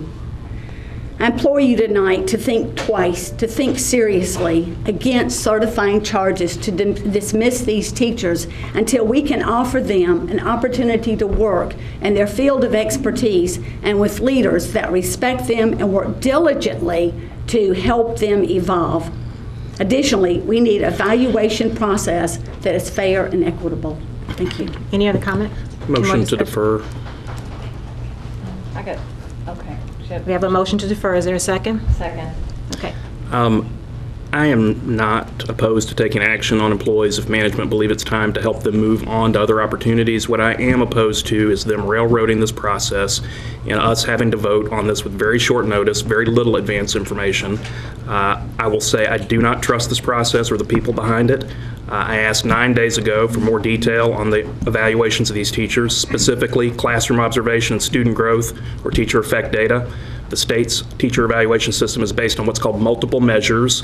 Those are there so that we have comparable types of data on both sides to look at in case one is less reliable than the other. All I'm asking for is to examine the multiple measures and the evaluations to see if they reinforce one another before I'm asked to make a decision that's going to basically begin to put it into somebody's livelihood. We received notification from Dr. Register on Friday afternoon that the information was available, but we'd have to come to the central office to inspect it. And I'm frankly was not available within 2 business days to rearrange my schedule, cancel appointments, to carve out time to review information we should have gotten weeks ago, if not months ago, because the process has been going on since February. I'm more than happy in the future to break up in time on weekends or evenings to get this work done on short notice if we need to. But I frankly think we're entitled as board members to receive longer lead time and notice when it comes to these kind of events. If teacher dismissals, mass dismissals are going to be the new normal, then let's do it right, not scramble to get information done in time to meet some arbitrary deadline. All things being equal, I would like, again, to move that until we're all comfortable that we've had adequate time to review all the information. Let's take that time. If we keep moving forward, we look like a rubber stamp board that's just jumping whenever he says how high, and we're not doing our job or our due diligence. So I renew my motion. I second the motion. It's already been moved and second. So is there a vote on the motion to defer? All in favor of deferral, say aye. Aye. Aye. I'm sorry. 3. All opposed? 1, 2, 3, 4. Okay. Motion to defer fails. The current motion on the floor is the certification of the charges for Judy McAdory. All in favor? Aye. All opposed? No. Aye. No. Yep, got it. All right.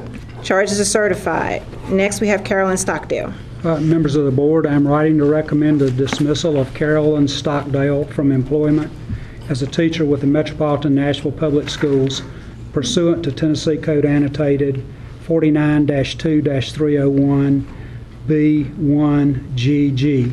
I have charged her with inefficiency, which is grounds for dismissal pursuant to Tennessee Code Annotated subsection 49-5-511. The term inefficiency is specifically defined in Tennessee Code Annotated subsection 49-2-301 B1GG. I'm asking you to certify these charges by voting that if proven true, these charges warrant Ms. Stockdale's dismissal. Should you certify these charges, I will inform Ms. Stockdale of your action and formally advise her of the right to request a hearing before an impartial hearing officer. At the present time, I am only asking you to certify the charges. I am not asking you to weigh evidence either for or against dismissal. I am merely asking you to vote that if the charges, if proven true, warrant dismissal. If Ms. Stockdale requests a hearing it will occur at some point in the future. Accordingly, it is my recommendation that Carolyn Stockdale be dismissed from employment with the Metropolitan Nashville Public Schools. You've heard the charges. Is there a motion to certify? Motion to certify. Is there a second? Second. Any discussion? Discussion. There you go, your turn. Okay, so here, I have very much struggled with all of these dismissals because I think many of us would agree that the evaluation process is simply not a fair one. As Ms. Spearing mentioned, about 70% of our teachers are evaluated in classes they don't teach. We have achievement scores as part of their data, which pretty much just track socioeconomics. The higher the socioeconomic level, the higher the child is going to score. So there are concerns about discouraging teachers from wanting to teach in low-income schools. TVOS, or value added, is a very unreliable and volatile measure, and I recognize that's what this is the paradigm we're working under. But I would like to see the district make a very concerted effort to have a wider array of measures for teachers, to evaluate them so that we have fairness. So on one hand, if we have bad teachers in the classroom, I fully agree we need to get them out of the classroom. The problem is I'm not sure that we are using a fair measure to do that. Now these particular teachers, I spent an hour and a half looking at this data today with people, and the reason I think we need a little bit more time is that on this particular teacher we're talking about right now, this is a teacher who is at a priority school with 90% free or reduced lunch children. And remember that for this teacher who is non-tested, the achievement scores of those students count for 50% of her evaluation. And for her growth measure, she chose the achievement scores, which really is very nonsensical to me. But anyway, her growth measure was also achievement. So if you put that together, that means that 40% of her evaluation was based on achievement scores. And at a low-income school, that means that score is going to be very low. The other problem is that this is a teacher in a non-tested subject. So 40% of her scores have nothing to do with anything she has ever taught. 40%. That's a big problem to me. And then if you look at the evaluation model in general, I have to say, I spent an hour and a half talking about this. I was on law review. I have a really hard time tracking all of the different pieces, what they can choose from, how they're choosing, and a lot of it makes no sense. We have one guy who has chosen graduation rate as part of his measure. I mean, it's just sort of this shotgun approach to, like, I'm just going to hope for the best and pick something. So I'm having a lot of trouble.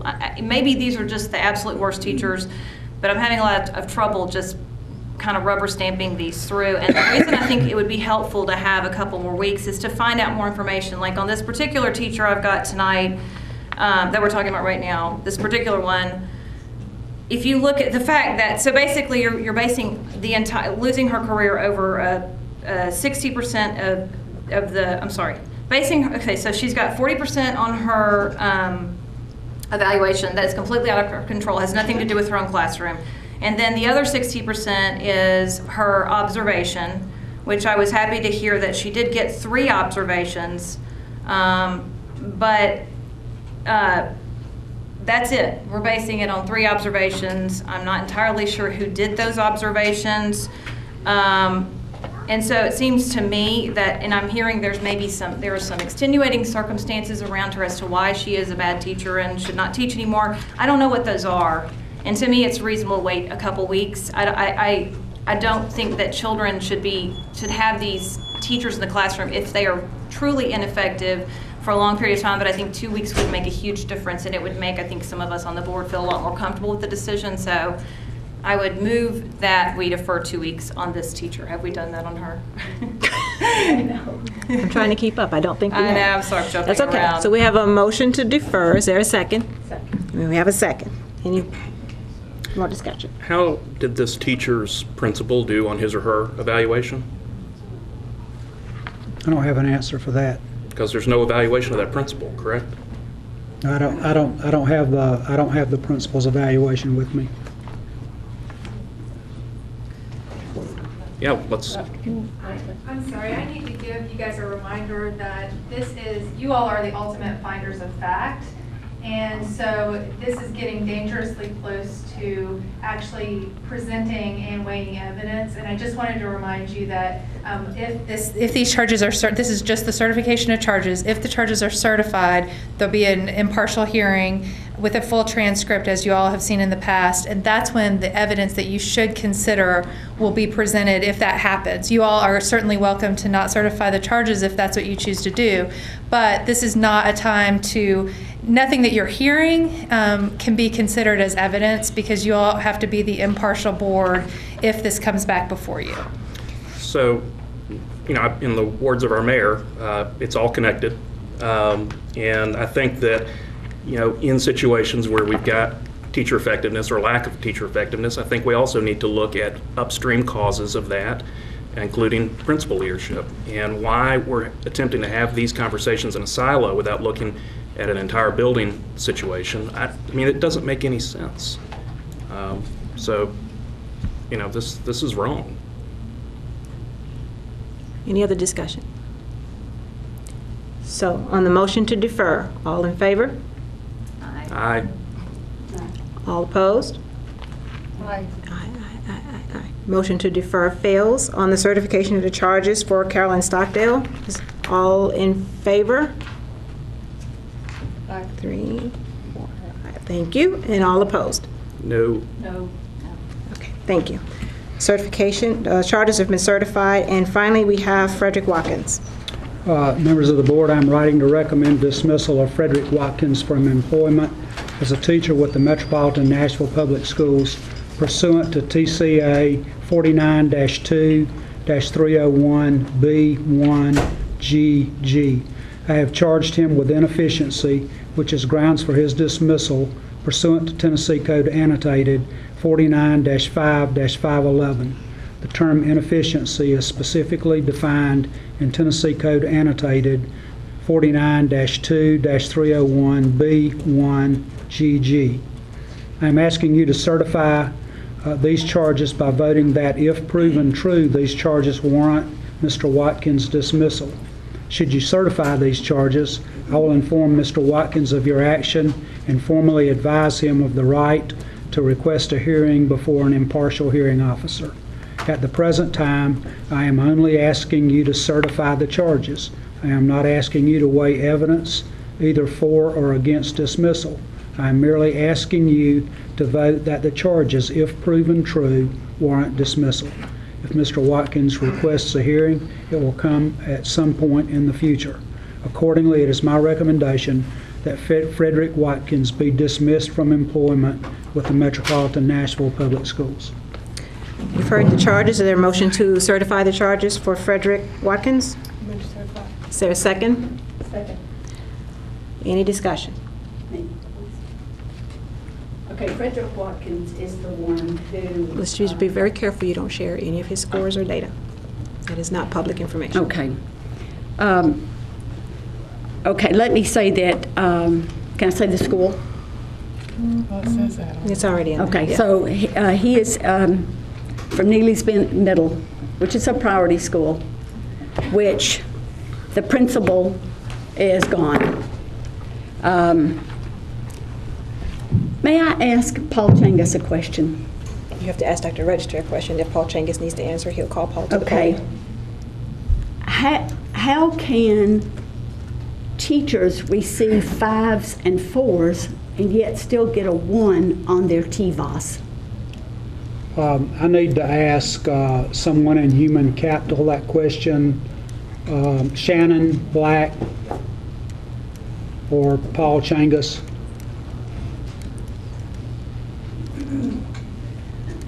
Good evening.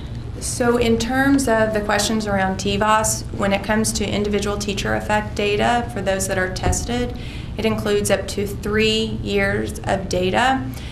So I think what's being spoken about is 1 year of data. And so those are, each teacher receives individual scores for a 1-5 score for each subject that they teach, whether it be reading, math, science, or social studies. So they would receive a 1-5 score for that. But then the evaluation composite includes multiple years of data. So what happens is each of those receive a growth index, and so they pull out all of the students for all of the 3 years to compile the growth index, which results in the 3-year score that is reflected in code and impacts their evaluation. Yeah, and I'll just say that the 1 to 5 scale can be a little confusing sometimes, because sometimes you'll have in one subject area a score that's extremely skewed in one direction, and it can help pull that composite down. But Shannon's pretty much summarized the situation. When you pull across multiple years and multiple subjects, it can look very different.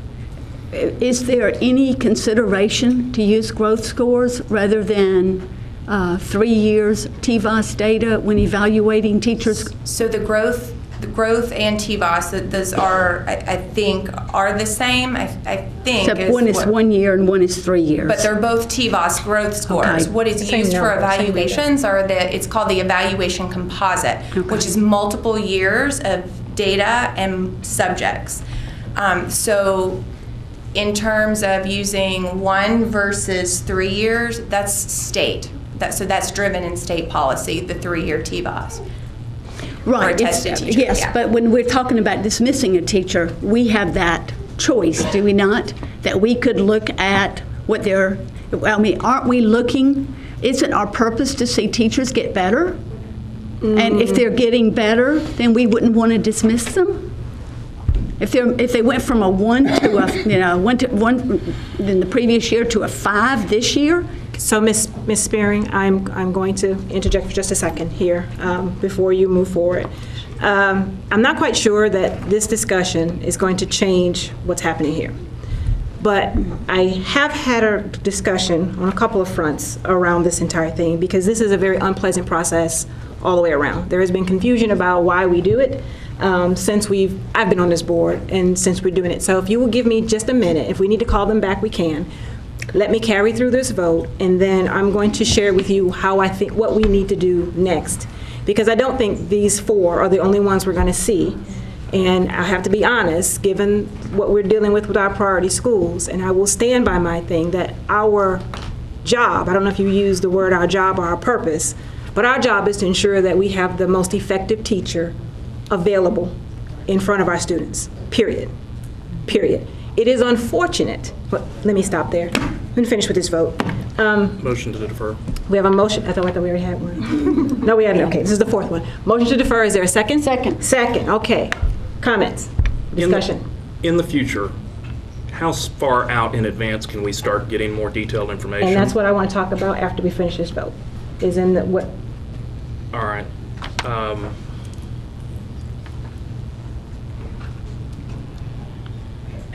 So we're going to take the vote, then take the vote again, and then talk about process We're going going to talk forward? about process going forward. All right. Okay. Motion to defer. It has been seconded. All in favor? Aye. All opposed? Yep. Okay. No. Thank you. Motion to defer fails. Motion to certify the charges has been made and seconded. All in favor of certification of the charges for Frederick Watkins? Aye. Aye. All opposed? No. No. Certification of, motion to certify charges passes. So, as I started off saying, we've got, I think, a few tracks of things I would like to see happen. Had a conversation with Hank Clay earlier. This is a business that we should not be in.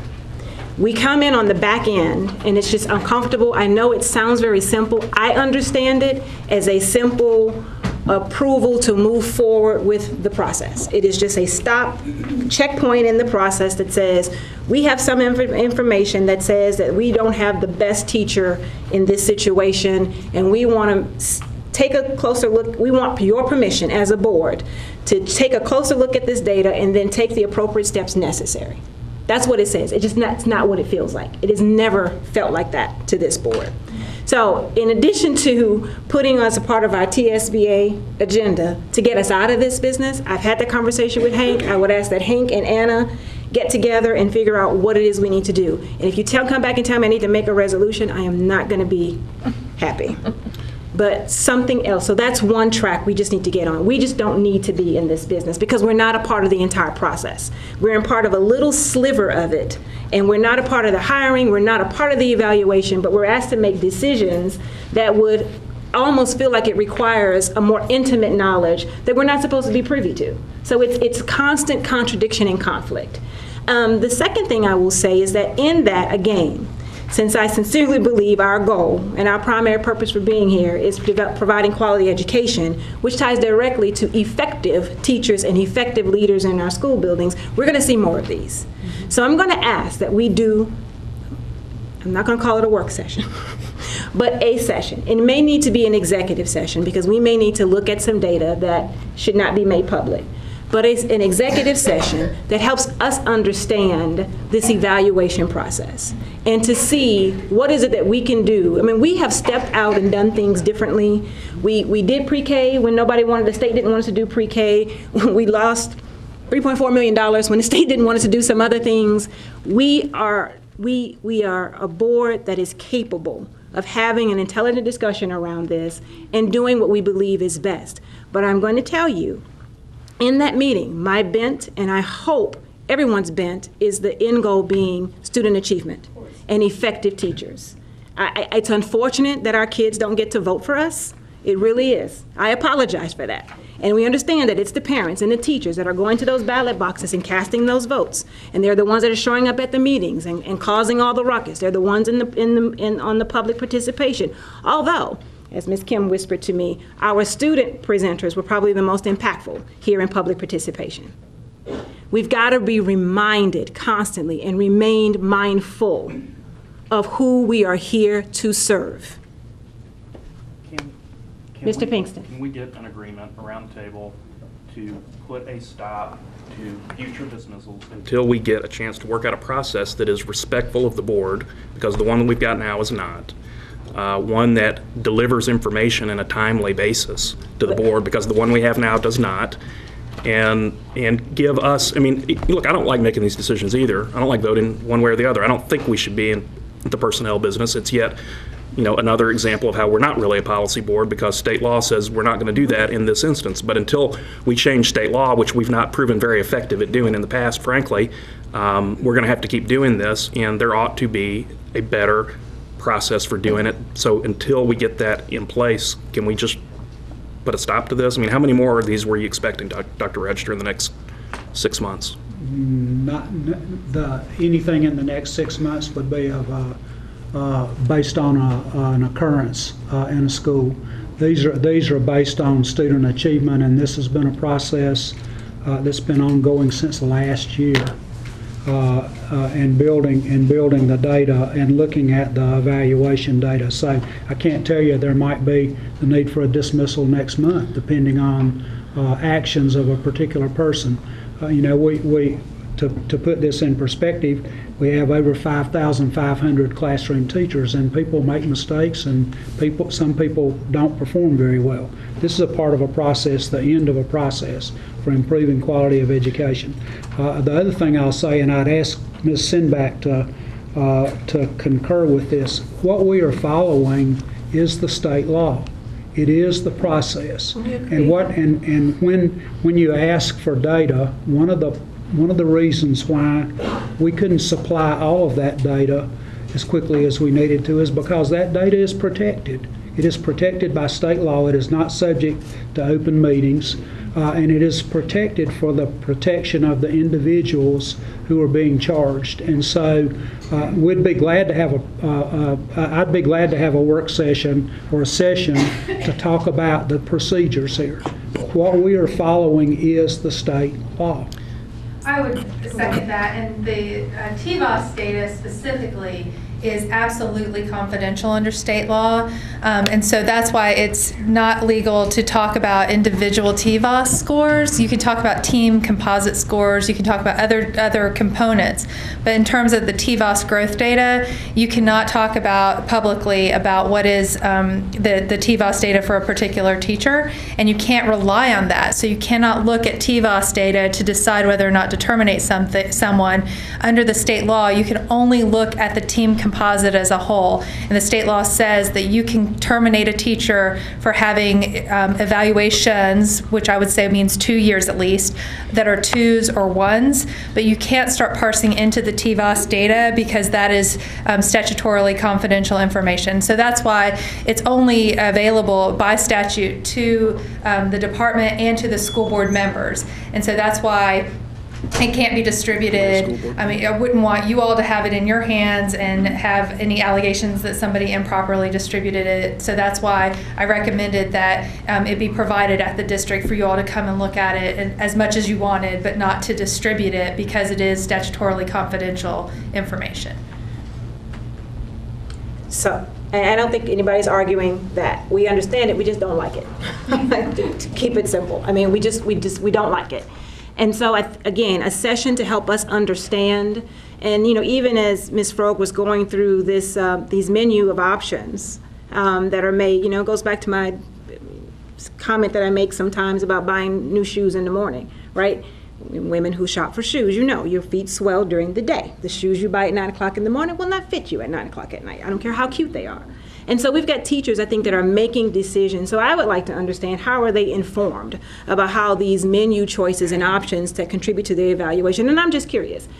I don't think that we can judge the individual scores of a teacher, but we can have a better understanding of the process and what goes into that score. And so that's what I'm asking for, that this board get educated on what goes into the decision making and into that process. Now, with regards to future dismissals, I'm surprised to hear, I guess, that we won't have any more of this nature that are fed by evaluations and scores, but this school year. But we just need to understand, we definitely need to understand the process, and in having a session around that, that really is just, it's really to inform us, because at the end of the day, we're all going to get the phone call about, I'm up for dismissal, or my friend lost her job, and to be able to even speak intelligently to the process, I could not do that today. So, and may I say that we're really talking about two processes or sets of procedures.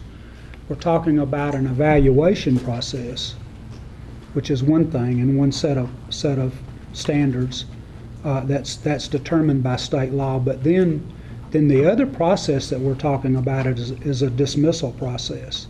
Those are two different processes, and I think a better understanding of both would be in order. Sure, appreciate that. Thank you.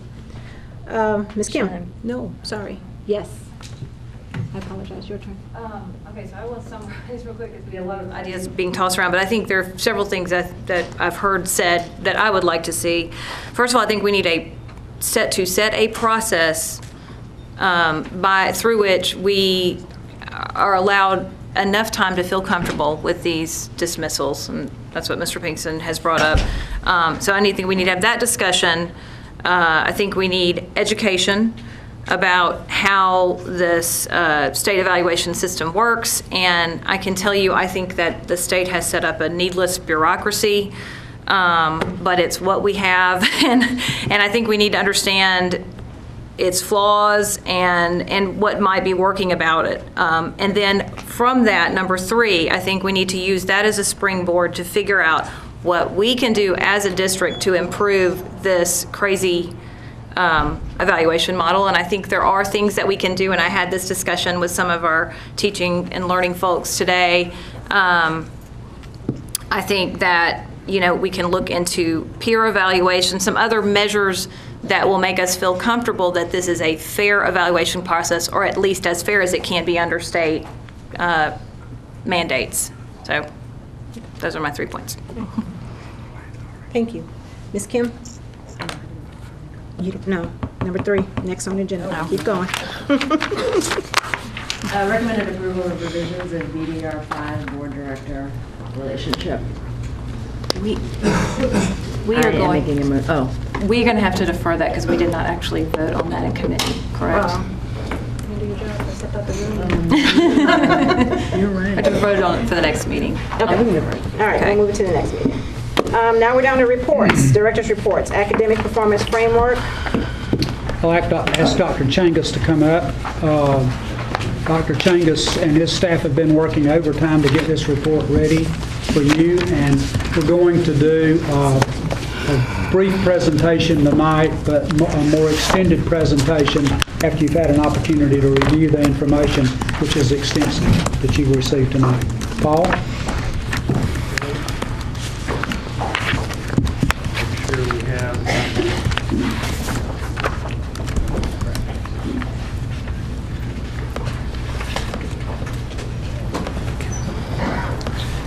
Thank you, Dr. Register. I am going to do a brief presentation tonight. The main objective was to get the data into your hands, and you should have 3 different documents. One is just a few slides from the presentation tonight. Then there's an executive summary of our framework, which is very similar to what you saw last year, and then the actual results that it was earlier today that we got the last piece of data. So we had a draft that we were going to release, and then we got the last piece from the state. So it's been a very short turnaround to get that final piece of data. The bottom line, is that, and I use this disclaimer every time I present our framework, that no single number can summarize everything of value that goes on in a school year during all of the turmoil that we have in some of our schools. But at the same time, we have to look at multiple measures and make decisions about whether the school is moving in the right direction and at the right pace. And our framework is an attempt to combine that data into an overall index. And we will come back next month and after you've had a chance to look at this data and go into more detail. Just as a reminder, we are heavily focused on academic progress or growth. That accounts for 50% of our model. The one-time measures of achievement, college readiness, and proficiency on these state exams count for 30%. The achievement gap is 5%, but remember that all of our subgroups factor into both the growth and the attainment model, and our priority has been to see that all subgroups are rising, but we do have a small measure for achievement gap. And then a school culture piece, which currently includes a teacher survey and a student survey, and we hope to be piloting a parent survey this year for future use. The next page shows you the individual measures for K through 8. They're basically unchanged from last year with one modification that I'll talk about in a minute. But you have your academic progress as we define both value added and raising achievement levels from one year to the next. So students moving from proficient to advanced is a positive. Moving students from below basic to basic is a positive. At the same time, as students fall backward, that counts against the school. We have our single measures of achievement. That's proficiency across reading, math, and science on TCAP exams. We have projections from those exams through the TVOS analysis that indicate whether a child is on track for a 21 on the ACT, provided that they have teachers of average effectiveness for consecutive years following that. And sometimes that's a long-range projection, but it helps us link the K-8 data to the high school data. Then there's the achievement gap piece, and then there are the student and educator surveys. One of the, on the far right column, you can see the actual weights that are assigned to each measure. And as we did last year, we showed the percent of the variation that can be accounted for by socioeconomic disadvantage when we correlate the data. And when you look into the actual results later, you'll see that we have added some demographic data for context at the end. But what we see is that academic progress measures, value added and achievement level increase, have very little relationship. 0% for TVOS, 3% mean achievement level when we look at school results versus their percent free reduced lunch. There's a much higher measure with correlation when we look at the one-time measures for attainment and college readiness, especially with the ACT projections. There's a pretty significant relationship with achievement gap. The way we correlate it is looking at how a subgroup, a disadvantaged subgroup, is doing compared to the district non-disadvantaged subgroup. We have a pretty high standard for our achievement gap measure. There's very little relationship in K through 8 with the school culture measures with the survey data. Overall, about a quarter of the variation on the total composite can be correlated with free reduced lunch, which is a little bit down from last year. When we look at the high school piece, very similar measures. The big difference here, our differences are we have actual ACT scores rather than projections, percent 21 or higher. And then we have a graduation rate that's included. And each of the attainment measures count as 10%, but the growth measures are both 25% as with the K-8, and everything else in terms of weighting is similar. In terms of the relationship to economic disadvantage, you see some similar patterns that the progress or growth pieces are very small correlations. Here we see a very high correlation with ACT scores and poverty. We see a moderate relationship with respect to achievement gap, pretty low relationship with respect to the graduation rate.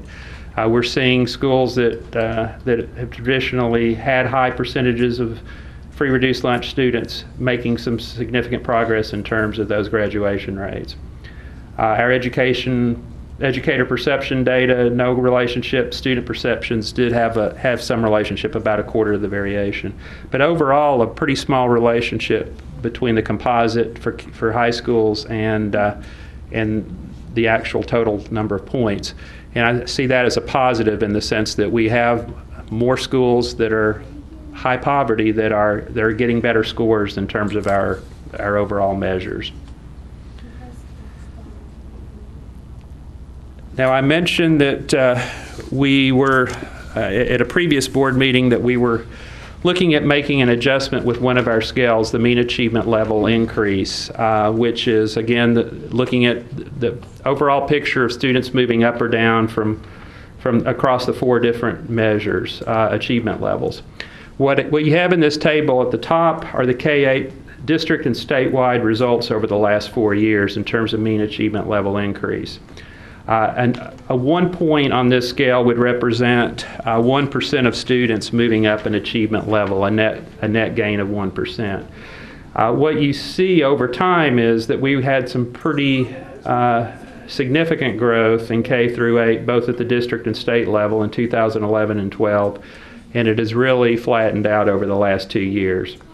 At the high school level, we had a big drop in 2012 when we introduced 2 new end-of-course tests. Those were our Algebra 2 and English 3, 2 of the more challenging assessments. As we looked at that data, and we set some pretty ambitious targets in terms of growth on our mean achievement level increase based on the data we were seeing 2 or 3 years ago. But what we see is these measures can be impacted by changes in assessments that the state has, potential alignment issues. It's unclear how much of this is due to the implementation of Common Core while we're still measuring the old state standards. But the bottom line is this is bouncing around quite a bit.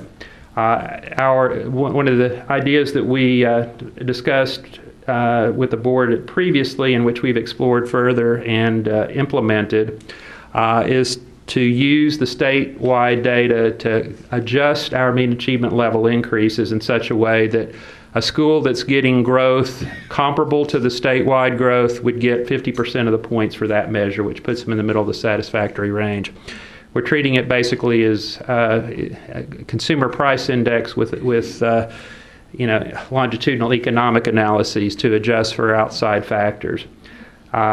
We feel it's the fairest way, especially as we go forward when we know we're going to have changing assessments and changing standards. The metrics are going to change significantly. So our hope is that this will give us some stability. We only did it with the mean achievement level increase this time, and I'll show you the results that we found with that. But it generally added about 3.5 points on the average in terms of our school level data across schools. But we feel that until we have a more stable situation with the measures statewide, that this is the best approach. And we know we're going to have to do something with our proficiency targets when we try to compare once we implement a new assessment, and then hopefully in the near future. We know that the numbers we're looking at in terms of percent proficient and advanced are going to change dramatically. So hopefully the statewide data could help us with that. So all that being said, this is what the 2013 and 14 data looks like in terms of the number of schools at each of those categories, each of those performance levels. So we had a pretty significant increase in terms of excelling and achieving schools. We had and that's across tiers. You have the data broken down K-8 in high school for the last 2 years. We also had a decrease in the number of review and target schools. Now, some of this can be accounted for by the adjustments that we're talking about, but even without those adjustments, and I have the data that I'll be happy to share with you, and we can share that over a 4-year period, we still had significant improvement last year in terms of more excelling and achieving schools, even without the adjustment, and a decline in the bottom 2 categories. For the sake of longitudinal analyses, we went back and we did the same type of adjustment that we did in 2014 for all the previous years, and I'll provide that as a supplemental data, and I have a graph if anyone would like to see it at the end of this. Then finally, to get you familiar with the format, this is pretty similar to what we saw last year. You have overall performance data first for K-8, and then that takes up the first 9 pages, followed by the high school data. Each row represents a school, and there's 3 pages per school, starting with the overall performance, the total points accumulated across measures. And when they're missing data for a particular school that data that was not obtainable to them, for instance, a first-year school would not be able to show increases in proficiency from the previous year. That's deducted from the denominator as well as the numerator, so that every school has the potential to get 100 points. Every school has a range of 0 to 100 potentially. It's color-coded as it has been in the past, with the dark green representing the top category of excelling, the light green achieving, the next highest category. If it's white, it's in the middle, it's the satisfactory category. The next lowest is review in yellow, and then the dark red represents the target schools. You have 3 individual years of data, and again, these are individual years. For instance, TVOS scores for that year would be single year TVOS. Everything is single year. But then we do have a 3-year average of those points in the corresponding status, which we did not have last year for the overall performance measure. These are followed by the individual measures. I'm not going to go through each measure, but I want to make sure that the format is clear. We have, for instance, for value added, for every year you'll have 3 years, the most recent 3 years. First you'll have the actual growth. This is the NCE gain on value added. And then that's followed by the percentage of points from 0 to 100 that school earned based on their score that year. And then there's the mean achievement level that follows that. So you have your proficiency and other data, and then on the 3rd page of each set of school level data, we have our survey results, the Tell Tennessee Teacher Survey, the Tripod Survey. And then student demographic data, which we did not have on the report last year. Again, this did not factor into scores, but it helps to give some information about that school in terms of the situation it faces. The percent economically disadvantaged using free reduced lunch, the percentage of students who are English learners, percent who are students with disabilities or special ed students, our percent Black, Hispanic, or Native American. That's our the state defines that as the ethnic subgroup for accountability purposes, but we will provide you detailed data for each subgroup in addition to this. And then the mobility rate, which is the number of times students have entered or exited a school after the 10th day of school during that school year divided by the enrollment. And that's a pretty standard rate that's used. But we wanted to give that again to provide some context. And all that being said, I know there'll be a lot of questions after you've had a chance to dig into the data, and that's what we'll be happy to explore as we go forward. One of the things that we're going to be working on in our office is to look again at the relationship between these variables and other variables. And it's not shown on here. I showed the relationship to free reduced lunch, but just as an FYI, the relationship to mobility at K-8 and total points, about 15% of the variation can be accounted for by mobility. At the high school level, about 8%. We're going to look at chronic absence. We're going to look at some other variables as well. But one of the things that we hope to do with the data now is to identify those schools that represent certain demographics. For instance, high percentage free reduced lunch, high percent minority students, high percent English learners, different breakdowns of the data to find those high flyers, those schools that given the challenges they have are doing exceptionally well. And we will bring that information back to you. Any questions? Any questions? Hold on, Amy. Hold on. There's some magic that has to happen here.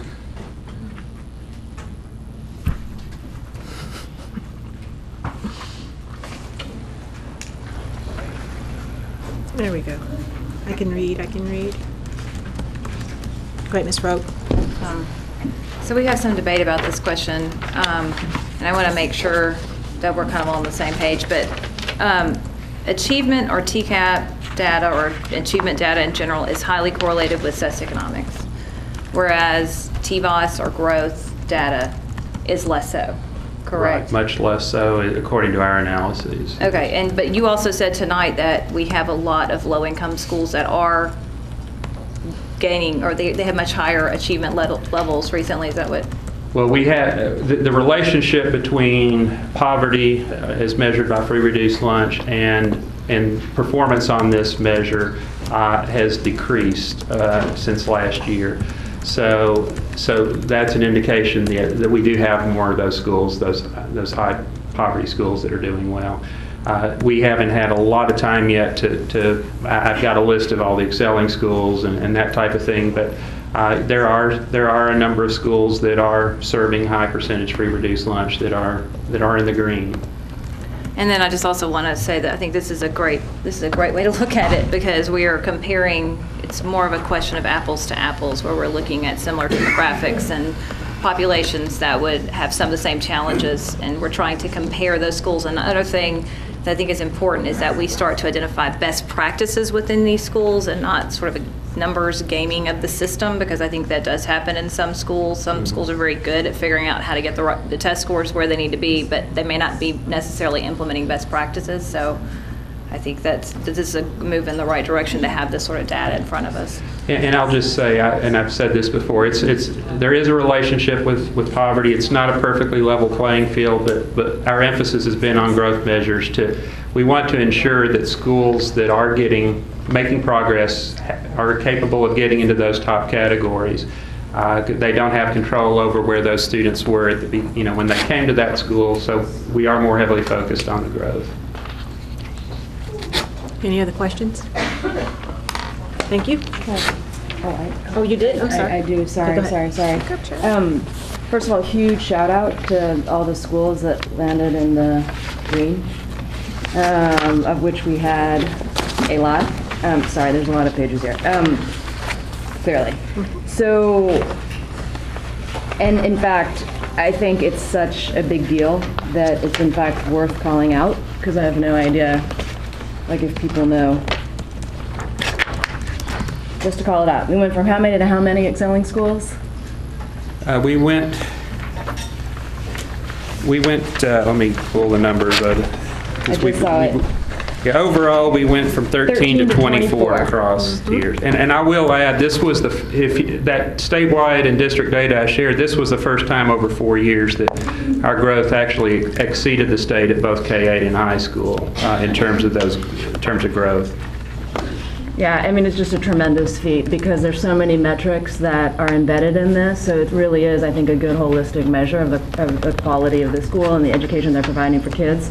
So MNPS Middle College, MLK Magnet, Academy at Old Cockrell. Oh, sorry. Not that one, although they were in 2012. This is all 2014. Percy Priest Elementary School, Stanford Elementary School,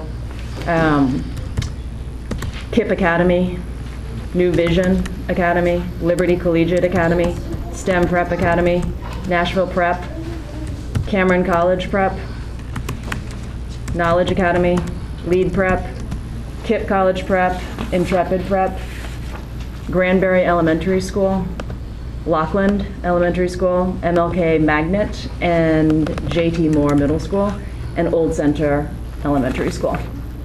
I think I covered them all. Did I cover them all? Oh, Andrew Jackson Elementary School, Cameron Middle School, and Glendale Elementary School.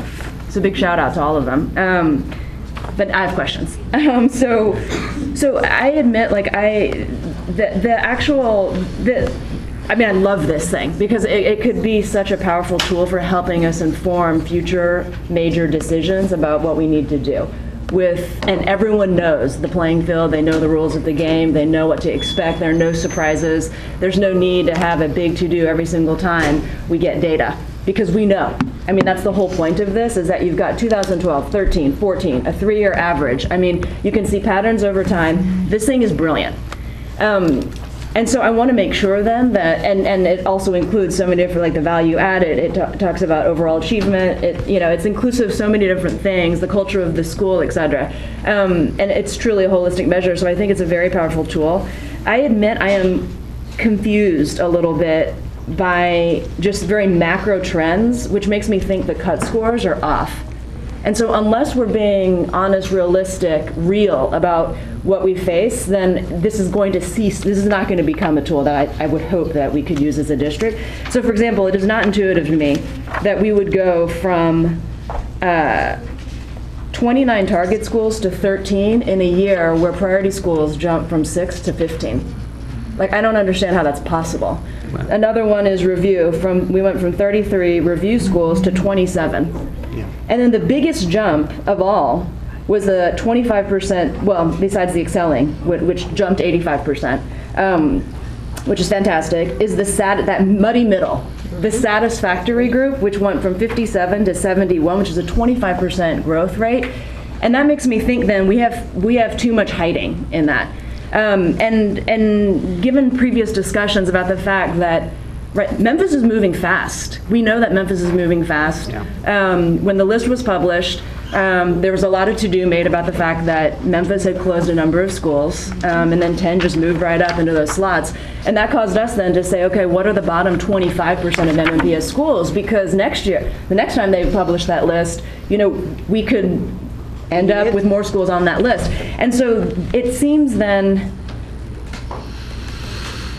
yes, so I have a couple very concrete questions, like how many priority schools in this year are not currently listed as target? Yeah, I don't have the exact number, but if I could make one comment, and most of them are going to be in the yellow and the red, but the state accountability system for priority status is simply looking at percent proficient and advanced and not at growth. And obviously over a 3-year period, if you're in that bottom category, you're going to have to make significant growth to get out of it.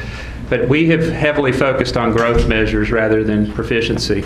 If you look at on the second page for each school that has percent proficient and advanced, it's almost a perfect correlation with the state's priority list because we use essentially the same measures, the percent proficient and advanced in reading, math, and science. And if you look at a 3-year trend, those are your priority schools.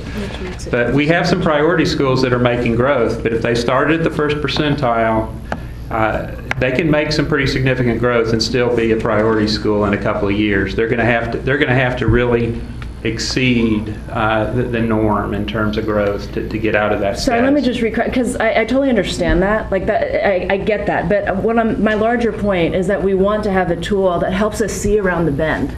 Yeah. And so if something is off, so let me just point out one more thing. I'm not saying that you have to defend this, but it's more just for us to consider as a board, is that if we have, like just to the parents who spoke earlier, right, they're very passionately about their kids, the real belief they have in all kids to learn, right? Like, if they looked at this and they said, okay, satisfactory, just like that word sounds pretty good, satisfactory. I mean, that makes it sound as though we are satisfied with what's happening. And yet you can be a satisfactory school and have, what is it over here? How many points? This is the cut score. 28 points, which is less than a third of a total possible points. And so it just makes me wonder, so do we have that right? Because again, this is not about punishing schools, it's actually, again, to see around the bend. And I just want to make sure we have a tool that's helping us see around the bend so we're not fooling ourselves. Because we don't want any more schools. We want to help schools. We want to identify them early. The whole point is to identify, not to punish, but to in fact help them improve. And if this isn't genuinely helping us do that and creating that sense of urgency, you know, it's then, I don't know, it starts losing the power that it could have. And I just worry about that, like that, then in that sense, the performance framework can be misleading. So, and it could just be that cut score, you know, because there's a number of schools that are under a third of points. So basically between 28 and 32, let's say, even or 33, right up to the edge. There's a whole bunch that sit right in that pocket. And I would say that I'm guessing a bunch of them are in the bottom 25% of schools in MNPS. And so it just is like, it's dissonance. Like we need to be honest with our parents, we need to be honest with ourselves. Again, so that we can then do some of the things that people were talking about at the podium earlier, which is like early intervention, get on top of it, red flag, that's the whole point. So anyway, that's I'm not really excited, but yeah. And we, this is great discussion that I think we certainly probably need a session to go through. We've had some of the similar conversations in our office.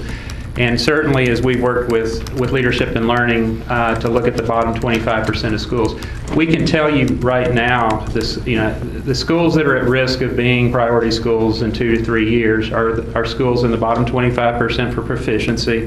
They're going to be yellow and red on the second page of these reports. What we have to do within that group of schools is look at the growth that they're making and whether they're on target to be off, above that cut line that the state uses in a couple of years. But we didn't want to limit the framework to just looking at the bottom 25%. We wanted this to be a measure for all schools, including those that are high achieving, to make sure that they're moving forward in growth. But finding that balance between achievement and growth is a challenge, and it depends on what questions we want to answer. And I think we may need to look at a combination of variables from the framework if our focus is going to be on the priority status. But the data's there on that second page. Yeah, I just want to be clear, I'm not suggesting that. I'm just saying that I think there is cognitive dissonance when we have a number of schools who have been deemed the bottom 5% in the state of Tennessee. And I fully believe we can do so much better than that. I believe in all of our kids to learn, and we have got to drive to that. And all I'm saying is that this would not point to that. That's all I'm saying. I'm not saying, again, I can't iterate enough. I am so proud of the excelling schools. I'm thrilled that they practically doubled. I think they all deserve that. It's great. It's a great tool. I'm saying it needs to be tweaked, though, in a way that helps us see ahead. That's it. Yeah. And I think we're all in agreement. It's just finding that measure. And it's got to be one of the things that we've discussed is we've got to look at multiple years of data to identify those particular schools that are at risk. Because there are one of the things that we find here is that growth is difficult to maintain, significant growth year after year. You see a lot of change in status from one year to the next, but there are few schools that are very consistent. but value added and mean achievement level increases can bounce around. Proficiency and one-time measures are very stable, but they're also very highly correlated with the factors that are outside of our control, unfortunately. Ms. Pierce? I think I was just going to add to a little bit what Ms. Kim was saying, that also with those definitions, making sure that a 65 is excellent, or is the top measure too low? And also helping parents and people use this tool to define what is proficient. I know with my own kids' TCAP scores, I was a little shocked one time to see that on the RCPI that equates it to 100, that as low as a 59 could be considered proficient in one category. To me, that's an F.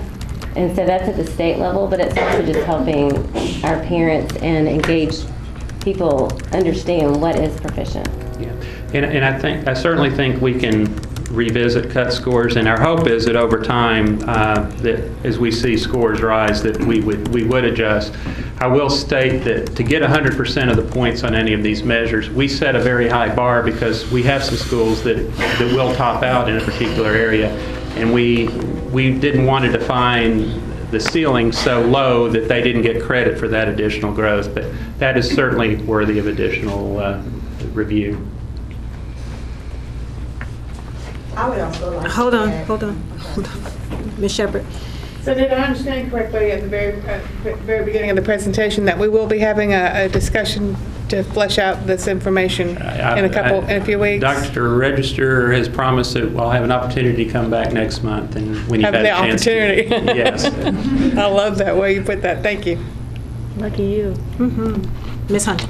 Yes, I would also like to add, as we discussed raising the bar, looking at the ACT composite score of a 21% and excelling bottom level at 60%, whereas high school graduation rate is 90%. So I think there's a huge gap with the excelling at 60 and graduation rate being at 90%. So I would think that raising the bar there is tremendously important. Anyone else? Thank you. Dr. Chinggis. Madam Chair, members of the board, the next part of the director's report is charter school performance update. This is based on the annual calendar, and I'll call on Dr. Coverstone. Thank you all. I will be as brief as possible. I have 5 slides. I'll tell you where we are, what's coming up, and what we need, I think. So I'm going to do my best. Dr. Register said October is the month when our academic performance framework is finished. You've just been through that, and that's the last piece in our operational, financial, and academic performance frameworks that we report on with regard to charter schools. The report you received already was the extensive report that we sent out over the weekend. That includes each individual school report card detailing each school's enrollment, performance on our 3 detailed frameworks, financial, operational, and academic, and their projected category for renewal. At the top, we notify schools each year if they're on track for renewal, conditional renewal, or non-renewal.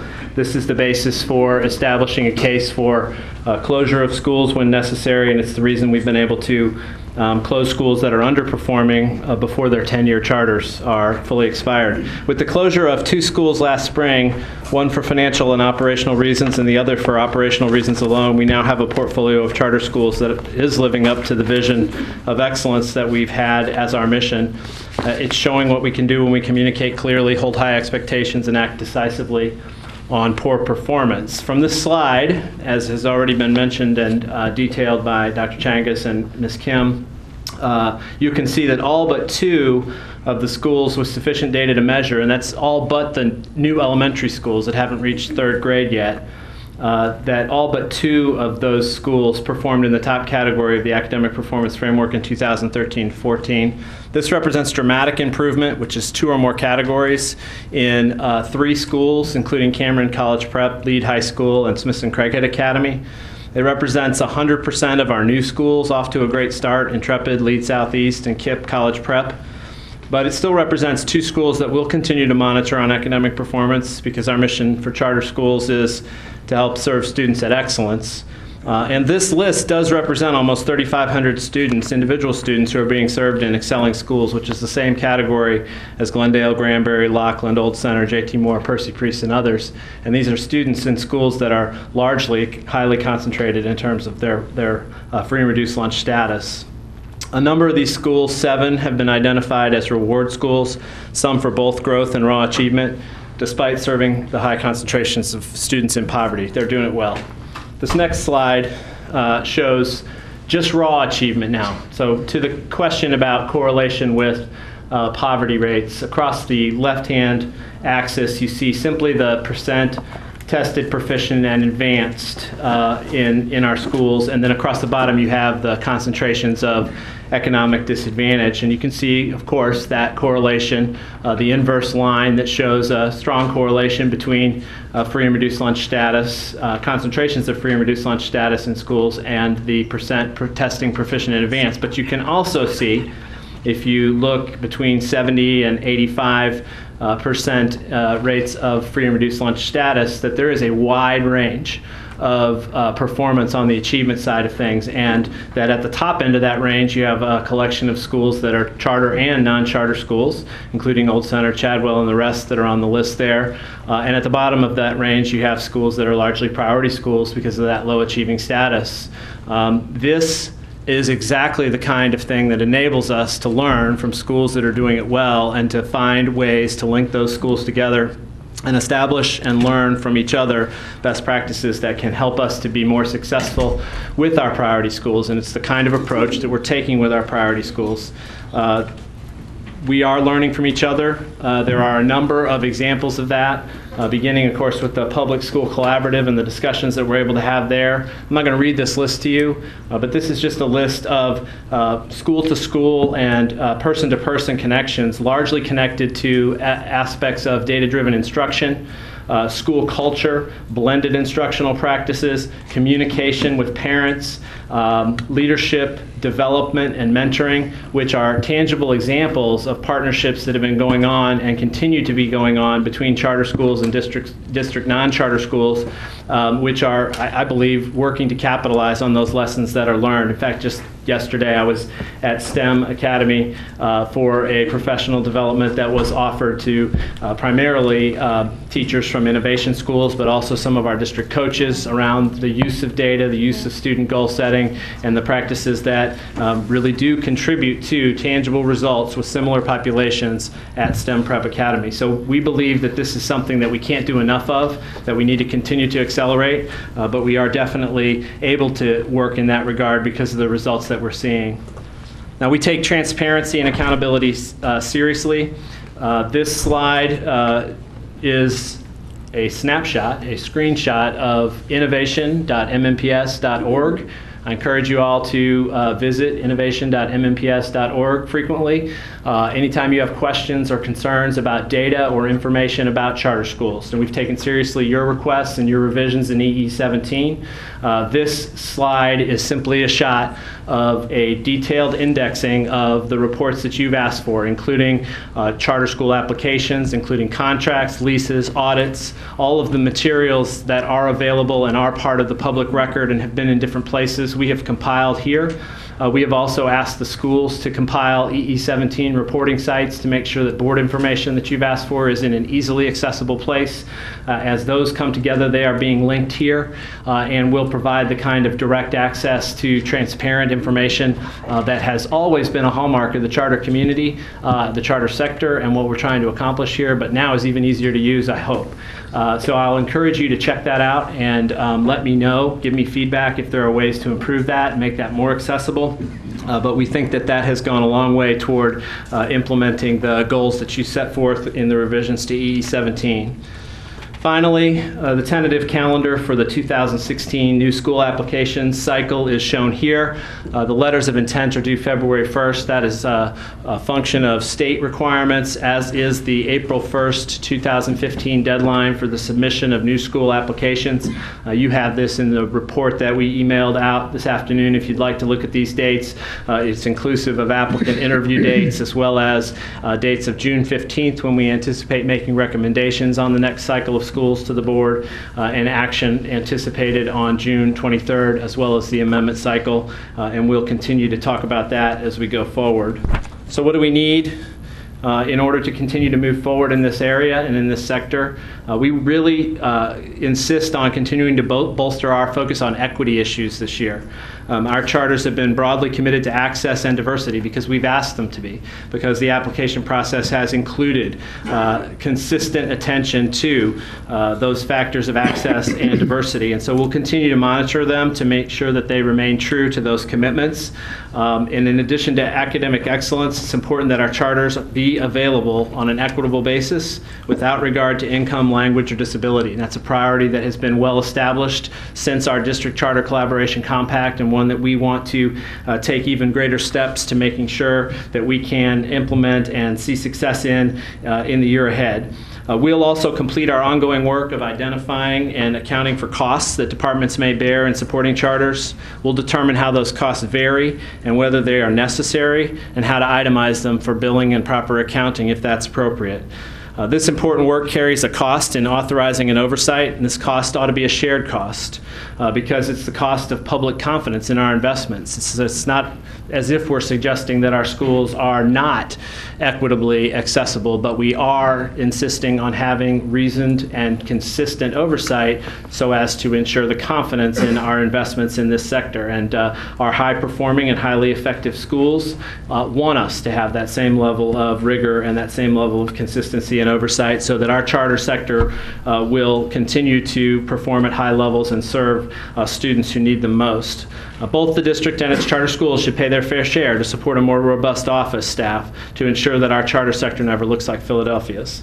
We need more human capital for financial analysis and implementation of oversight efforts. We are seeing other charter authorizing offices using mystery shoppers and other techniques like that, just simply to ensure and verify that information communicated to families is fair and equitable, that access is fair and equitable. And we'd like to have the human resources to be able to engage in those kinds of things. And I think our charter schools would also like to have the confidence that's associated with knowing that no matter what happens, that students will have access to the schools. We also need reporting and tracking software that is particularly designed for charter oversight. You see from the web page that I put together, that it's a lot of individual effort on my part to try to put things together. And there are tools that are available out there that we could invest in if we had more resources to do so. So you said to ask, and there you go, I'm asking. With that, I will thank you for your time and entertain any questions that you may have, and otherwise turn it over to Dr. Register again. Ms. Frog and then Mr. Pinkston.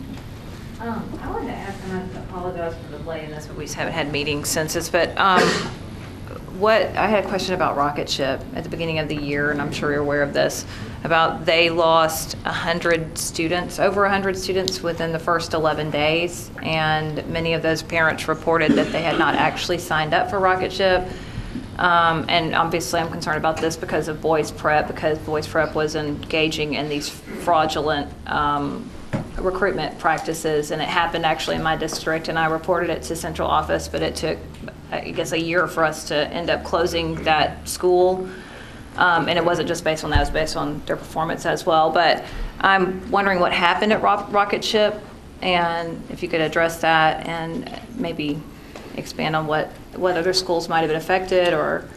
Yeah, so we rely on student assignment to investigate the details of that. And as far as reporting improper enrollment at Boys Prep, I believe as soon as that was reported that student assignment acted on it, made recommendations to us, and we acted fairly quickly. But if there was something earlier than that, then that wasn't reported. It was either a year, it was at the beginning of the school year. It might have been 2 years ago when it happened, and maybe the process took that long to close them, but...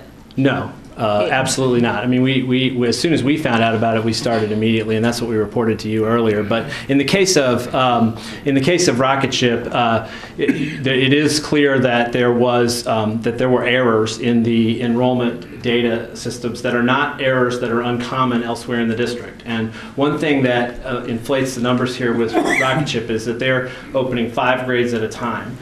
Much larger school than what we normally see opening. And so my understanding from talking with student assignment and others is that the numbers of enrollment errors that were in place that were then translated to students that never showed up to the school and not attrition numbers at the beginning of the year was not out of the realm of normal errors that would have happened not only in our new charter schools but in new schools in general or schools throughout the district. So I rely on student assignment, I rely on their investigation to tell me if there's something fraudulent, and if there is, I'll certainly act on it. In this case, we haven't found anything that suggests that that's the case. How many students were enrolled at the school that didn't actually sign up for the school of that? It was like 111 or something? Yeah, I mean, I think that's a mischaracterization, and I don't have a number that would answer that question. So it's normal to have 100 students. You're saying some of those students may have signed up of the 100, of the over 100. I think it was like 111. Right. Some of those students may have signed up, some may not, but we don't know how many. We believe most, if not all, signed up and decided not to attend before actually attending on day one. And that's the bulk of what you're looking at there. But didn't you have complaints from parents that they did not actually sign up at the Which school? they ran down in student assignment and did not turn up evidence of fraudulent enrollment, simply parents who were confused perhaps or something of that nature. Okay, so it's normal for a school beginning of the year to have 100 students in 5 grades, just not. It's not abnormal for a new choice school. It's not abnormal for a new school to have higher numbers that are enrolled in that regard. Yeah, okay. You could go to a meeting, you sign up, and then you decide not to come, and that did definitely happen. Okay, so you think these were legitimately 100 students? Yeah, I don't make those judgments. I rely on the experts in student assignment to make those judgments, and so far they have. They have said that is not out of the realm of possibility and that they see no evidence of fraud. So I think we're we're digging into something here. You look like you're about to jump out of your seat. Do you want to? I'm student assignment. So. Okay. Just waited to jump in this fray. So I guess I'm trying to get to the bigger question. So the status of Rocketship is? Status? Mm-hmm.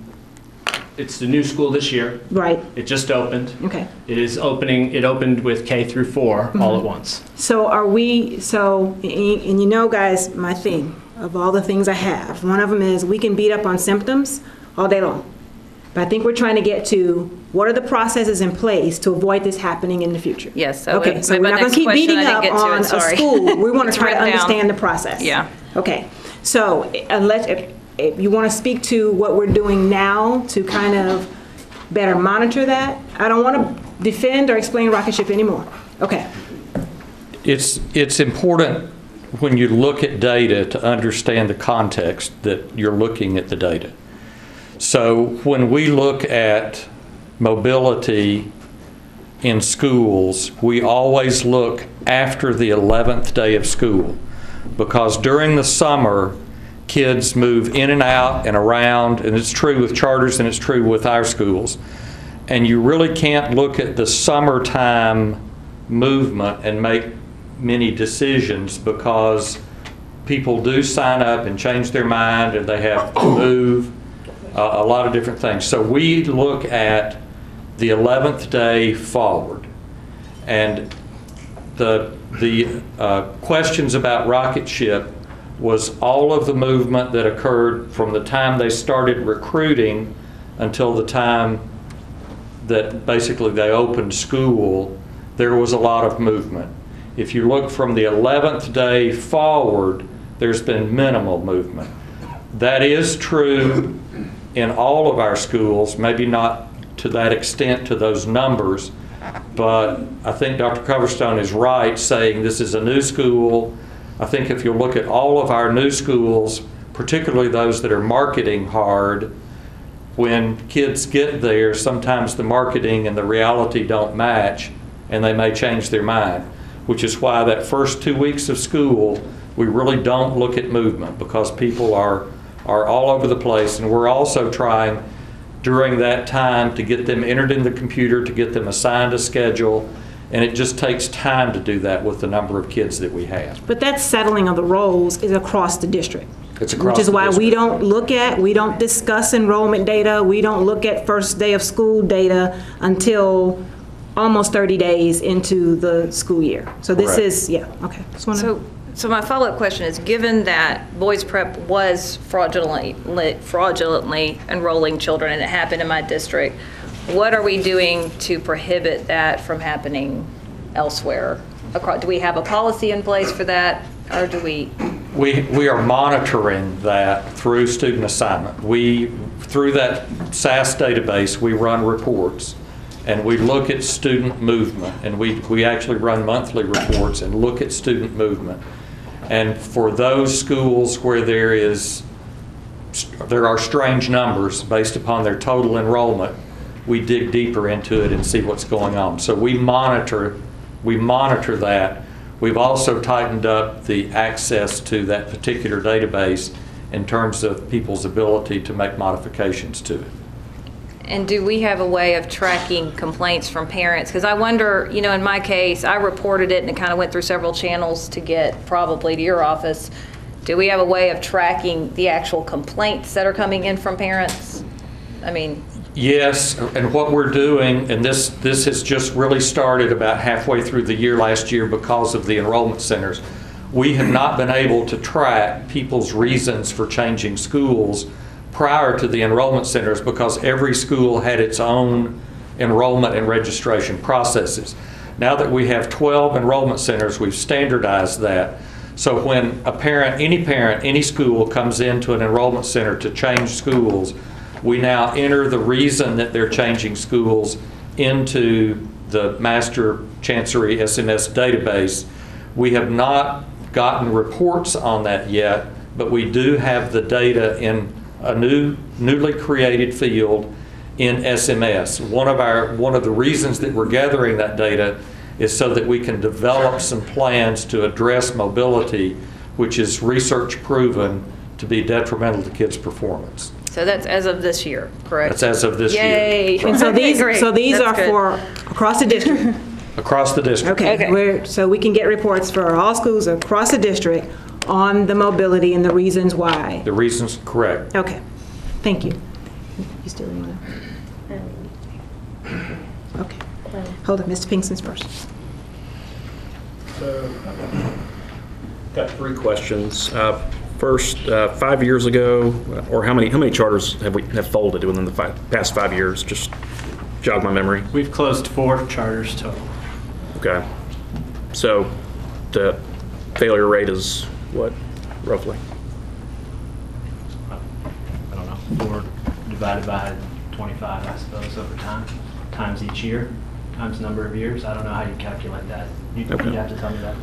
Well, point is, you said it's important for charters and traditional schools to learn from each other. I agree. I also think it's important to learn from history. And when you put up that Christmas tree slide with all that green on it, it kind of belies the reality of what we've been dealing with for the last few years. I think it's important to not forget that we've had some failures, in some cases some catastrophic failures. Second question is, a year ago, you and I and Dr. Register were around the table mapping out strategic priorities for the 2014 cycle. Where does that process stand for 2015? Or are we just going back to throwing the floodgates open? Like I can answer that. So we have received, and all of you are aware, the MGT report, and we also have a tribal report. I know that there are some questions around the tribal report. I have attempted, unsuccessfully, to put together a meeting. So I'm going to put everybody on notice that our next board meeting, we probably need to turn into a work session so that the questions that we have around the MGT report and questions that we have outstanding around the tribal report, we can address. That, I believe, will help us to get to that discussion around what are our priorities with regards to charter schools for this coming cycle, which is why the report you're seeing today is really an update, which is why I asked it to be simply an update, because we have not had time to discuss the MGT report, which we requested, and to determine how it will inform or should inform the charter authorizing process for this next cycle. Faith? My third question was about fiscal impact, so Okay. I guess Same we'll talk for the about it MGT, then. yeah. Anything else? No. All right. Ms. Pierce. Everybody's mic is on. I don't know how to do this. I would like for the next meeting for there to be more of an accounting of what happened at Rocket Ship. Sorry, I said the word. That just it seems a little discrediting to their operation to have numbers like that thrown around, and I would like to have a detailed accounting from Rocket Ship and from student assignment. Sure. Anyone else? Okay, thank you very much. Whoa. You have to say so. You're right next to me. Hit me, kick me. First of all, congratulations, Dr. Coverstone, for the Christmas tree slide. That's a good one, which we should go back to just because it is very pretty. But yes, your portfolio did very well this year. Thank you. And so I do think we can learn a lot that we can spread out then across the district, regardless of, again, legal designation, charter, traditional, magnet, who cares? Like, the point is we have something that's clearly working, and exporting the actual day-to-day practices is what I care about. And so, I know I say this 1,000 times, but I just feel like we have to state this over and over and over. I think also you're up against some challenges because particularly, and this has been true the whole 2 years that I've been on the board, but in particular in the last month, I've gotten a number of emails making lots of different claims about data that are just patently false. So for example, the notion that, I've literally got like 10 of these sitting in my inbox right now, saying that charters only don't take special needs kids. And the reality is that they take more than the district, ever so slightly more, 13.7% in fact of their population versus 12.4% of the broader district. And then for free and reduced lunch, the claim is, well, then, they're not serving though, our kids in poverty. And the reality is that, again, the numbers there higher than the district. 88.2% are in free and reduced lunch and charter, 73.6% in the broader district. And on. And mobility. Mobility is the other old saw that we hear. Oh, well, they're just spinning out people left and right. Well, per the data that we just got, we know that charters versus high schools versus middle schools, they actually have the lowest mobility coming out of this year. The reason I state that is because I think those kinds of things, the lack of transparency about these very basic facts about our schools are preventing us from having an intelligent, honest conversation then about what we can learn from each other. And it always devolves then into, oh, you're just trying to charterize the whole district, or you're just trying to do this. I'm like, what? Like, we'll all be dead by the time, if that's the strategy. Like, the strategy has to be, why are these guys all in the green? They're serving a population that is lower income on average in the district, that has a higher percentage of kids that are special needs. And so I'm thinking, there's something to be learned here and spread out, and it needs to happen very, very quickly, just given everything that we discussed on the APF, our priority school situation, et cetera. But I do think you're up against a challenge in terms of the transparency of that basic information that we would do well to just get out to the public, because a lot of folks really are, I think, genuinely thinking that charters don't have any special needs kids. And so if you think that, then you would dismiss all of this outright. You would say, well, that doesn't apply. That's just a Christmas tree because you cherry picked. And so I just feel like that is a real impediment to having, again, the real conversation that needs to be had about how can we serve our kids best regardless of what school they're in. So if you could help take that on, I don't know, or Dr. Register, I feel like that needs to be taken on. Janelle, our new communications person. Mr. Pinkston. So, you're just doing with data what you accuse the other side of doing with data. Yeah, there are comparable percentages of special needs kids, but we know from information we got from student assignment last year that if you drill deeper down into that data, like you always challenge us to do, that what you find is we have more, the district, traditional schools have more of children with acute special needs, the most severe special needs. So let's be intellectually honest about the data. Talking about what works and what do we learn from it, it's no secret. I have been on a charter board. You have been on a charter board. The charter school board that I was on, double literacy, double math, extended school days. All right, so let's have that discussion around this table. How we do that in traditional schools, what that costs, and let's get real about it. But let's find some time to do that as a board. I'm up for it. But let's not just point to a bunch of green on a slide and say, oh, you know, that's great. I mean, it's great for those kids and families that are thriving. There are also a lot of kids who have been exited from those buildings, and there are a lot of other things going on in there other than they're showing up on Alan's green slide. I mean, let's have the discussion. I'm up for it, but let's, you know, have a frank discussion about the costs and the other data that's underneath it. I think the real cost of the system is if we don't produce this across the entire system. That's the real cost. So yes, let's have the honest conversation. I'm not going to be left out of this discussion. Turn green, say something. So, and I agree with both of you, and you're absolutely right. But I don't, period, don't say but. I don't think it discounts that we have to become a little bit more deliberate about digging into strategies and propagating them across the district, regardless of the legal designation of the building from which they stem. The other thing I will say, and I said this in my report, I have no problem, and I've even thrown it out. Let's double down on reading. Let's double down on math. But I can't double down on reading and double down on math if the teachers that are delivering the math and delivering the reading instruction are not the most effective teachers. So it's bigger. Again, you know, you thought this job was hard, but when we start having data-driven discussions, which we've started every meeting with data-driven discussions, you realize it's not that easy. And so some hard decisions have to be made if you really want to get to Christmas, pure green, no red ornaments, Christmas, you know, like data side presentations across the district. Any other questions or comments about this topic? I wasn't going to look that way. Go ahead, Amy. Ms. Stroh. Give my usual spiel. Okay, first of all, special needs. We don't. There's a wide array of special needs. We know that. I actually had a charter leader tell me that he specialized in sort of Asperger-y types of students. I mean, gifted students are special needs. So we need to know what kinds of special needs specifically are being served.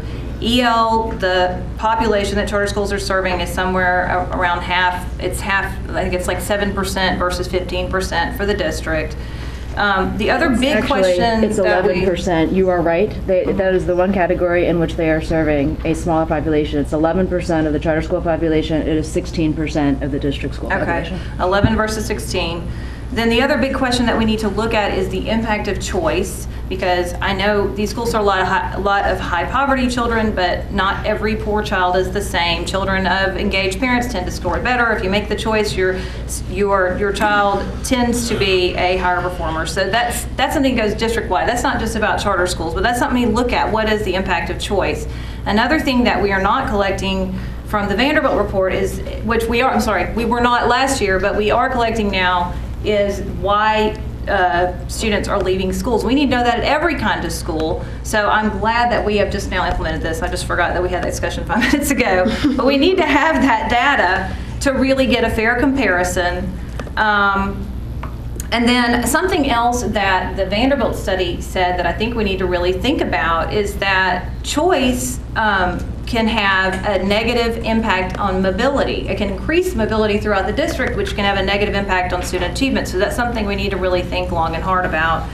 And then finally, I think actually that's it. That's all I gotta say. Okay. But I do think we need to have these discussions. It's not about attacking charters. It's about figuring out what's really going on, because I think some of these schools are doing great things. I just don't know, and I don't totally trust the data unless I really understand the demographics, how they compare to schools around them, the impact of choice, you know, the students they're serving, those kinds of things. Then we can really talk about, like, okay, what are the practices they're using that are working? And I think we should look into that. So, I'm done. Ms. Pierce.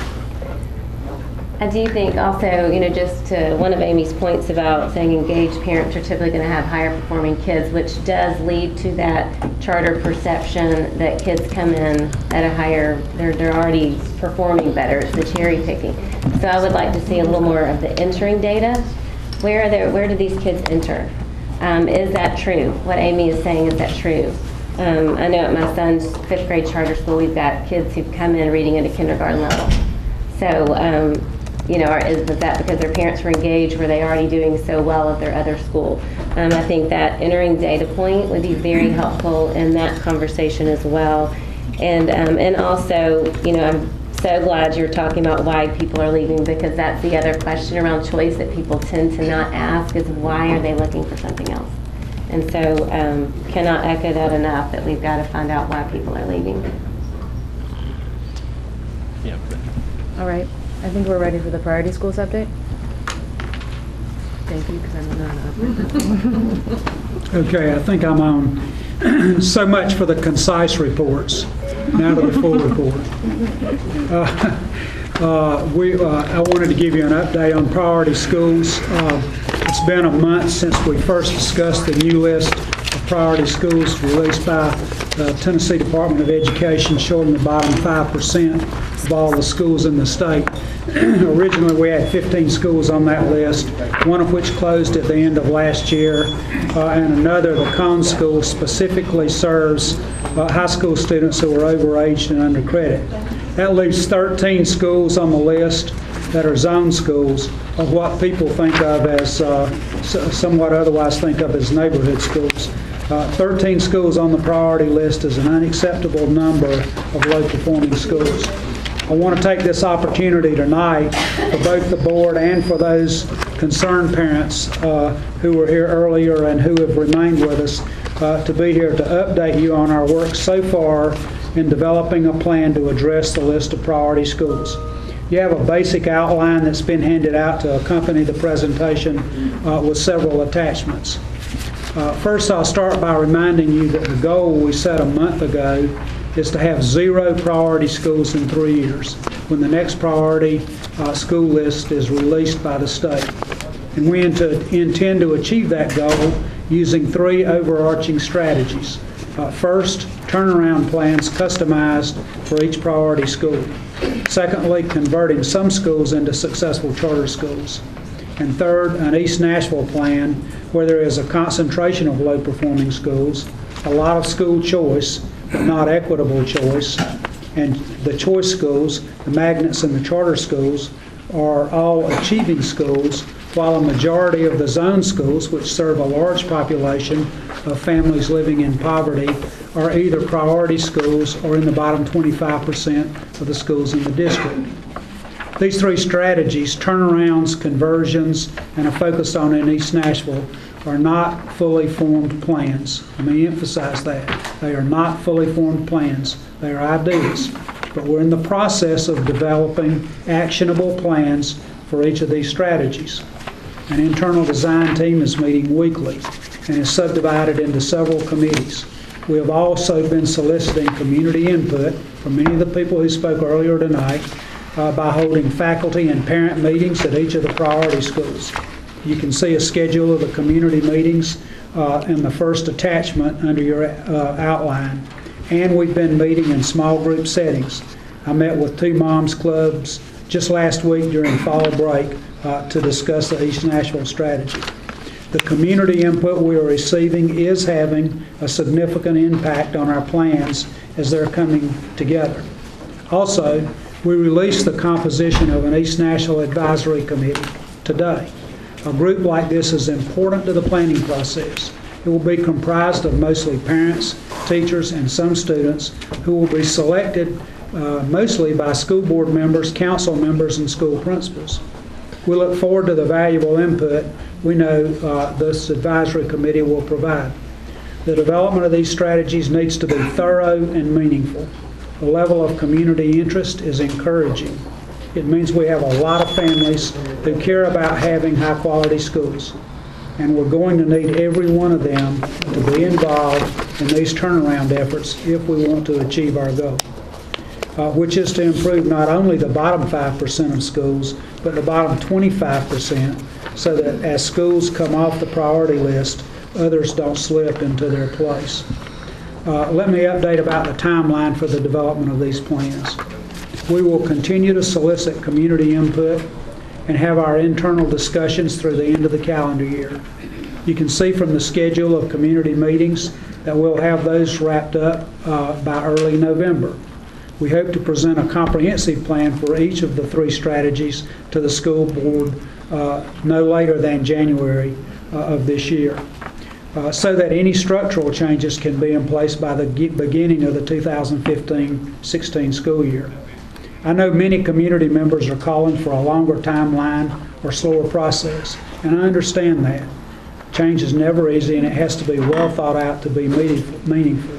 But we have to balance that with a real sense of urgency at the beginning of this school year to provide better educational opportunities to families now, not 2 years from now. So we will be extensive with soliciting and incorporating community feedback into our strategies. That said, we are not waiting to make improvements that can be made now. Specifically, as it relates to our turnaround strategy, we are moving aggressively to make changes that principals and teachers feel are necessary to help them start improving this school year. Jay Steele will discuss those changes in a little bit more detail a little later in our presentation. In terms of cost and how we intend to fund these strategies, for the improvements being made now, we have some available Title I funds, which we're using to pay for a number of supports, such as additional faculty and reading programs. We're using some local funds out of our existing budget to pay for additional supports not covered by Title I. The Eyes on Schools are already using a school improvement grant from the state. And much of the work in those schools is a continuation of existing supports that we know take more time than a year to show their full effect. As we are developing our plans, we are mindful that many of the improvements we want to make have a cost associated with them. We are looking for grant opportunities to fund some of these improvements. The state is making additional grant funds available specifically to help districts with priority schools. We will also include new budget line items in the completed plans we present to the board beginning in January. Now I want to spend the rest of my time going into greater detail about where we stand with the development of our 3 strategies. Improvements in progress. Our turnaround strategy is based on 3 principles. First, having great leaders, great teachers, and customized support plan for each school. The human capital piece. Having great leaders and teachers is absolutely key. Our lowest performing schools are the hardest places to teach.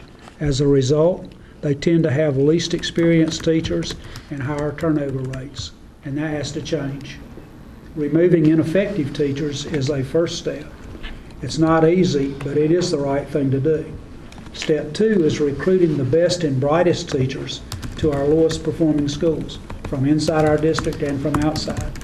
Our Human Capital Department has put together an aggressive national recruitment strategy to attract experienced teachers who have proven to be effective in turnaround schools. When I'm out talking to parents, this is a part of our plan that receives strong support. They want high-quality teachers. They want teachers who are committed to seeing every child succeed. And we know to attract these great teachers, they will only come to schools with great school leaders who support them in their work, which is why our human capital strategy includes recruiting a critical mass of both great teachers and great principals. I want to ask Katie Core to come up to the mic and go over the details of this. Katie, I'll ask you to be succinct with it. Yes, very much so. Good evening, everyone. We are going to be launching in 2 weeks the MNPS Teacher Turnaround Corps. You've heard a little bit about it from Dr. Register and others. I just want to go through some of the details of it, and then I'll provide more information to any of you at a later date. What are the incentives for joining this MNPS Teacher Corps? We basically want to attract as many teachers as we can to our most struggling schools. We know we have great teachers across the district, but we don't have enough great teachers in our struggling schools today to really move the needle in the direction we want it to go. So we are offering an incentive package that will include a variety of things: 11-month contracts and additional planning time, signing bonuses, performance stipends that would be paid out over time, leadership opportunities, ongoing supports and networks. To Ms. Spearing's point earlier, proven collaborative leaders who really embrace distributive and collaborative leadership. That's very important to us. And we also know that our teachers will stay with a great leader, and they will be attracted to great schools, we're hoping, with a great leader. How we're going to recruit these teachers, we will be launching an aggressive campaign, both internally and nationwide. We have already engaged with a branding company to help us develop rich content, a compelling story. We have a new website, www.mnpsturnaroundcorps.org, which will be launching in 2 weeks. Don't go there yet. We will be identifying great teachers in the district and especially in these struggling schools now. We have great teachers in these struggling schools. We will be reaching out to them and appealing to them to apply for this opportunity. We want them to be great teacher leaders in these schools as well as bring others to the district. We will be doing a national campaign where we'll identify the top Nashville migration cities, the Broad District winners, districts with innovative, successful turnaround initiatives, and we will be identifying schools in those cities as well as individual teachers to do one-on-one recruitment initiatives. We will have social media, radio promotions, print ads, billboards, all of the typical recruitment initiatives that we've tried before, but in a much more specific way. We're also going to do a referral campaign where current employees can receive a bonus if they refer somebody who we end up later hiring as part of the Turnaround Corps. I'm just going to skip over the selection process and move to how we're going to pay for this initiative. The bulk of the funding will actually begin in the 2015-16 school year, where we will be paying the leadership stipends and the 11-month contracts for these teachers. So we will be requesting an additional amount in our budget request process. We will also incur some costs in this fiscal year, and that will be to cover marketing and recruitment, and those funds will be pulled directly from our existing recruiting budget, but we're also going to fundraise for an additional amount. The timeline, we have 100 days to do this. We are launching the campaign on October 20th, which is 2 weeks from Monday, or a week from Monday, I believe. It's this Monday? Next Monday. We will launch the 100 days, and then the campaign will end on January 23rd, 2015. So that was just a brief update. We also are doing a joint similar campaign for recruiting great leaders. We're going to look for 10 specific turnaround specialists who come to our district and help us lead in these schools. Thanks, Katie. The next part of the turnaround strategy is providing an individualized support plan for each school. The plans include both academic supports and wraparound services for students. Let me emphasize that these are not plans that the central office staff is creating and handing off to schools to implement. These are plans that are being developed by the school leaders with guidance from executive lead principals and participation in the central office. Principals know their schools and the needs of their students best. That's a comment we've heard from a number of our parents at the community meetings. They feel strongly that school leaders need to be driving turnaround strategies in their schools. They are with full support from the district's administration and the leadership teams. As I've been visiting in each of the priority schools, I spend time touring the school and meeting with faculty before meeting with parents later that same day. The additional academic supports are critical, but from talking with teachers, the student supports they have requested to address the social and emotional needs of students have just as much potential for improving the learning environments in our classrooms as the additional academic supports. I'm going to ask Jay Steele, our Chief Academic Officer, and Tony Majors, our Chief of Student Support Services, to each very briefly go over some of the details of the types of supports we are working to provide to these schools now. Jay? Sure. As Dr. Register said, we have been meeting with each individual principal and their leadership teams to develop an individualized plan for their school. Those plans have been presented to the executive team. We've restructured the networks where the priority schools have been pulled out of the network, so they meet monthly with the executive team to review their data, review their strategies, and report progress and benchmark with Dr. Register and the chiefs. In your packet, you will see some direct literacy supports that have been that were in the budget this year directed toward the priority and focus schools, and that was reading recovery and the reading interventionist and the literacy coaching model. So you can see the schools those programs are in place and staffed, and those are long-term and short-term impact programs. You will also see the next page in your packet, you will see a Read 180 and System 44. These are interventions that are currently in place in certain schools and are being purchased now for the remaining priority schools. Read 180 is a software program that is one of the most research-based high-level programs to affect kids who are struggling readers, and System 44 are the lowest readers, and this is done during their intervention time. Okay, as Dr. Register said, we have, the principals have developed plans. So the next 4 pages you will see are what they're asking for in their schools and how it's been funded or whether it's not funded. So starting, I'm not going to go through them. You have the packet there that you can see. So the way it reads is, like for Patrick Elementary School, those are the things in their plan that they've asked for. The estimated cost of it, the funding status, if it's been funded, if it's an exception hire, which means we have those exception hires, but that would be local funding, so those have not been funded at this point. If it says full, it's been completely funded and is done. If it's partial, we couldn't fund the entire thing, but we had an extra set aside of title money, so we've targeted $350,000 for these schools. And then you'll also see some of the schools that already had SIG grants that were already in the I-zone and what they've funded with that money. So that kind of gives you an idea of how that the funding and what the needs and wants are of those schools. We do have committees that are working on system changes, and that's part of what Katie shared with you. But there are 5 committees, one focused on great leaders. That one is complete. The great teachers is complete. The school choice is ongoing. 2 new committees have just started, curriculum professional development, and one that Tony's leading on culture and climate and safe schools.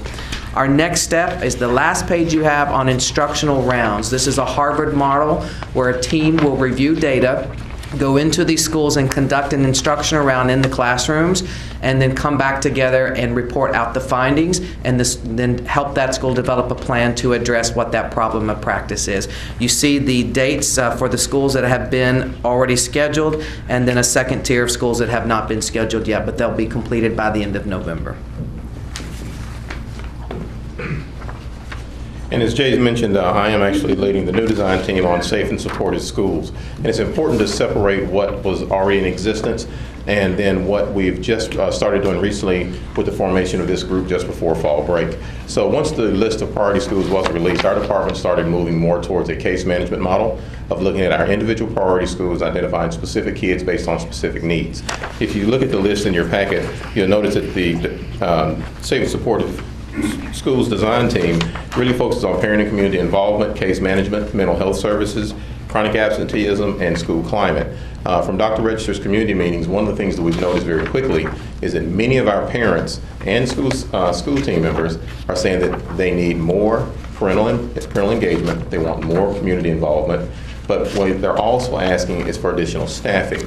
What's really important to also understand is that in many of these situations, it's not additional staffing as much as it is coordinating of the existing staffing and resources in your building more effectively around measurable goals and outcomes, which is something we're already doing very well in the district with our community schools model.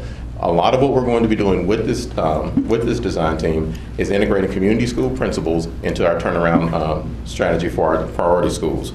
So when you look at parent and community engagement, we're, of course, we got a lot of our information from our community meetings, but we also obtained a lot of information from our first round of PAC meetings. Many of our parents stated they wanted to build a positive identity with their schools, with their cluster schools. And they also wanted to have real marching orders and specific initiatives that they wanted to champion. They also want to identify the needs in that building and then reach out to other organizations to do so. With case management, we have recently received a grant from STARS, or with STARS, which will allow us to increase the number of STARS counselors able to do case management within our priority schools, but also within our geographic clusters. As well as our cluster support team members have identified students for case management, and we increased the number of behavior specialists in the district last school year, so that we do have behavior specialist coverage in each of our geographic clusters now. Chronic absenteeism, for those of you that do not know, we've moved away from a truancy measure to a chronic absenteeism measure, because chronic absenteeism does not mask students with attendance issues. Chronic absenteeism means you've missed 10% of the instructional days for any reason, excused, unexcused, or disciplined. We have moved to a chronic absence model because what we have found is we have identified 15 to 20% more students in need of case management based on attendance, so that they're in school ready to learn and take advantage of all the academic reforms that Jay and his team are developing. And last, of course, is school climate. When we're looking at school climate, we were fortunate that we did create 2 new data reports at the end of last school year, one being a new discipline data report. What we have done with each of our priority schools is take that data report and drill down to see exactly what type of behavior infractions are taking place in the building. We can also drill down to look at times of day. What we want to look at is what types of intervention services are needed in the building, what type of professional development is needed at the teacher level, because remember, a discipline referral is generated at the teacher level. How do we support teachers in the classroom? How do we support principals and school climate initiatives? And then how do we help engage the community and other agencies to meet the needs of our students and their families? And of course, the ask, Ms. Gentry, as you always say, is I just ask that the board be prepared to recognize the social-emotional learning needs of our students and families and communities as part of our district's turnaround strategy. So that as we're moving towards academic reform initiatives, we need to look at whole school, whole child, and school climate initiatives equally. Thanks, Jay and Tony. The two strategies still being planned that we have not made decisions on are the charter conversion strategy and the East Nashville strategy. As you know, KIPP is slated for an elementary school conversion starting next school year.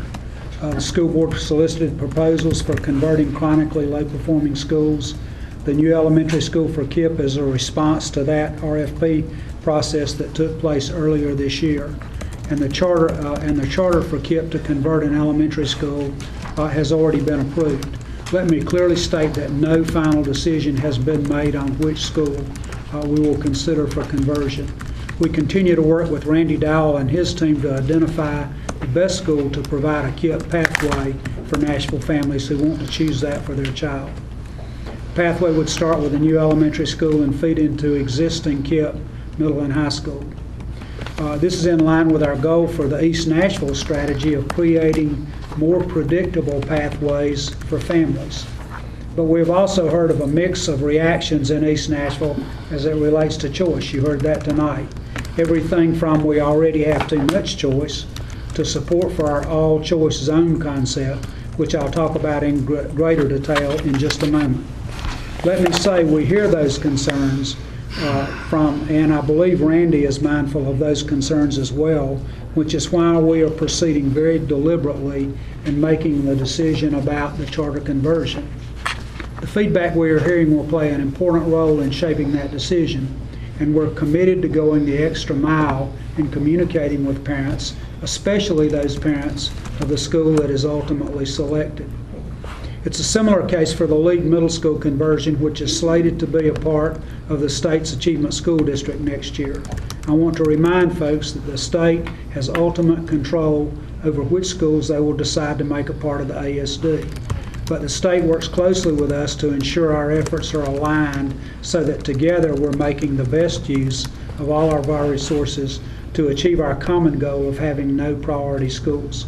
Like KIPP, we'll work hard to make sure that we communicate with the families of the school that is selected to help them understand of the impact of conversion and their options.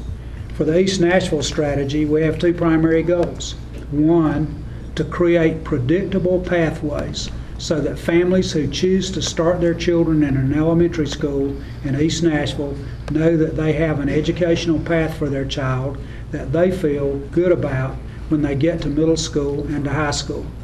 There's an opportunity to create that type of pathway with KIPP using the elementary school conversion I just described. There's also an opportunity to create a STEM pathway to Stratford High School. We have a great partnership with Vanderbilt, and we're renovating Stratford High School and good middle school and elementary school that are the beginning of that STEM pathway. We want to create a pathway for East High School, magnet school, for more families in the area. This could be achieved by expanding the school's capacity by looking at different ways to serve middle and high school students at East. The second goal for the East Nashville strategy is to create, let me emphasize this, more equitable choice for all families, which is why we have proposed making the Stratford and Maplewood clusters a choice zone. Right now, 40% of East Nashville students attend choice schools, compared to 25% district-wide, which tells us that a lot of families aren't choosing the zoned or neighborhood schools. But not all families can exercise that type of choice because they're limited by not having transportation. We want all of our families to see their zone school as a high-quality school option. And in my opinion, I would like for all families to think of their zone school as their first choice, which is why the turnaround strategy has to be robust. But at the same time, it's not right to continue to tell families who don't have the means to drive their kids to and from school every day that their children are forced to attend low-performing schools because that's the only one they can get to. The proposed all-choice zone in East Nashville aims to address that. But all of the ideas we've presented as a part of our response to the priority schools list, this is the one that's caused the most stir and I believe the most confusion. And that's on us. We have to accept that. We spent a lot of time in the past several weeks trying to explain to families what an all-choice zone would or would not look like. So this morning, we released a comprehensive fact sheet that details the concept. It's posted on our website and shared through social media. I encourage everyone here tonight to read over it if you haven't already. I believe the clarification it provides will be found to be very helpful. I want to give the Laughlin Moms Club that I met with last Friday morning credit for this idea. After spending more than half of our full hour together answering questions on the all-choice zone, the moms pointed out that if we could share these details with the broader public, everyone would feel more at ease with the idea. To be clear, this is still a plan in progress, and there are many details yet to be worked out. The fact sheet highlights some of these plans, but more importantly, the fact sheet explains ground rules that are the base of this idea. And let me stress that this is still just an idea. The details of how this will work and fit it with everyone's goal to strengthen our neighborhood schools and make them the first choice for most families are still to be determined. And this is the type of issue we will put before the soon-to-be formed advisory committee to assist us. But for now, we're operating under the premise that the goal of the all-choice zone is to provide equitable choice for all families, that we intend to provide transportation to any school that a family chooses in the cluster, whether it's their zone school or their choice school. Students will still have a guaranteed seat. And let me emphasize this. All students will have a guaranteed seat at their zone schools, and zone boundaries are not changing. But at the same time, no one will be automatically enrolled in a zone school by default. All families will be presented with the options and asked to make a choice, so that all parents are well informed of the options and are given the chance to be active participants in deciding the best educational fit for their child. And we have recent experience, successful experience in doing this with the 2009 pupil assignment plan that was implemented. The geographic priority zone for Laughlin won't be changed. Those families will still have first choice at that school. The transportation piece of the plan is the most complicated factor yet to be finalized. Offering this type of choice to families is going to require an innovative approach to school bus transportation. And I'm going to ask Fred to make just a few comments about the planning process that's going on now. And Fred, I'll ask you to be brief and to the point also. The planning process includes my ask, which has already been answered by the board 2 meetings ago when you approved our Tyler Technology new routing software. So we'll have new computer routing software in place. We have a consultant out of Massachusetts, School Bus Consultants, that will be working with us on our high school choice, transportation restructuring, and also our East Nashville. The general concept, which is dependent upon other choices, other decisions being made first in East Nashville, but the general concept is a series of overlapping bus routes similar to what MTA runs, so that a bus might run concentric circles. Kids could get on here, get off here, get on another bus, and go here. And it's going to require basically a computer to do that. We will also have to have some different school starting times so that a student can get from here over to another zone or from here over to here. You can't have all schools start at the same time and have a transportation system like this work. So it'll be set up a little more like MTA, where a bus will run a regular route, and it might run it 2 or 3 times during the morning and 2 or 3 times during the afternoon, so that you can change at a hub, you can change buses. So that's the general concept, but other decisions will need to be made first before we start developing transportation routing. Thanks, Fred. I'll just say that we've got the possibility for doing this in the East Nashville area, in the Maplewood and Stratford clusters, because there are a lot of schools in that area, and the geographic area is very small compared to other clusters in the district. I know this was a lengthy presentation tonight, and I know the hour's running late, but I did feel like it was necessary to provide this detail of an update, given all the media coverage and the community interest in this issue. We're committed to developing the best plan possible to address our district's lowest performing schools. Our goal of having no priority schools in 3 years is achievable, but it's going to take all of us working together toward that goal. That's why I view the level of community interest in this as a good thing. Everyone here tonight, everyone who has attended one of our meetings, everyone who has a child in one of our schools or is thinking about putting their child in one of our schools can all play a role in helping our schools succeed. Our challenge is to coordinate these efforts and to make them most effective. But we're in a good place because we have a community that cares. So thank you very much for listening to the presentation tonight. Thank you, Dr. Register. Where are we? We're going to move on. We're going to move on to questions. Yeah. I thought you were going to move on in the agenda. I can hear you. I did have a comment or a question, but if you, for the sake of time, I'm just, as we think about a choice option at some point, will we be clear about what services are offered in our zone schools? For example, hopefully we'll have wraparound services for children in poverty. Hopefully we'll have a school nurse and a behaviorist, a behavior specialist. Those, is your thinking to get those in place as first priority before we move forward into other avenues? Well, I think it's important. I think we can, in terms of immediate, what can we do now? I think we can address some of those needs, and we need to look at that. And I'll say that we have 13 priority schools. We have 34 schools that are in the bottom 25% in performance of our schools in the district. And so we're asking, what can we do? What do we need to do to provide additional resources to address the problems in those schools? They don't all look alike. And that's where we have to be, where we need to be very responsive to each individual school and the faculty.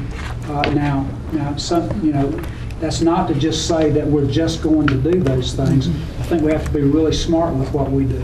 But wraparound services, listening to what our teachers are saying, what our schools are saying is very important. For example, we've already reassigned an additional assistant principal at Englewood. That was the big thing that we heard parents say. That was the first meeting that we attended. So we moved an assistant principal from another school to Englewood Elementary. We want to continue to be as responsive as we can now to do that. I think I regret the misunderstanding about zone schools or all choice. What I'm simply saying is no child should be left out or not have that choice available because they just can't get there. And I want, and I believe very strongly, that zone schools should be a great first choice for the majority of our children, district-wide 75%. So let's make sure that we eliminate priority schools. We don't need any low-performing schools. It's not acceptable. It's not acceptable for a Kirkpatrick or a Napier or an Englewood to be a school that is left a priority school.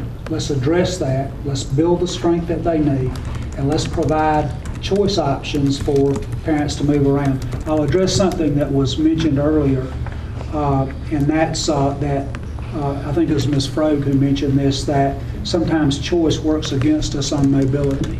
I think we ought to have a stay put provision. Whether you go to a magnet school, or whether you go to a charter school, or whether you go to a zone school, unless there are extenuating circumstances, children need to be left in those schools all year. If we have a transportation system that Fred's talking about, if a parent has to move from one apartment complex to another, we ought to be able to let that child stay in the home school. That improves achievement by itself if we can reduce that mobility rate. That's a goal of the planning that we're doing as a district. Let's reduce the mobility rate by allowing children an opportunity to make a choice and then stay in that choice for the whole year.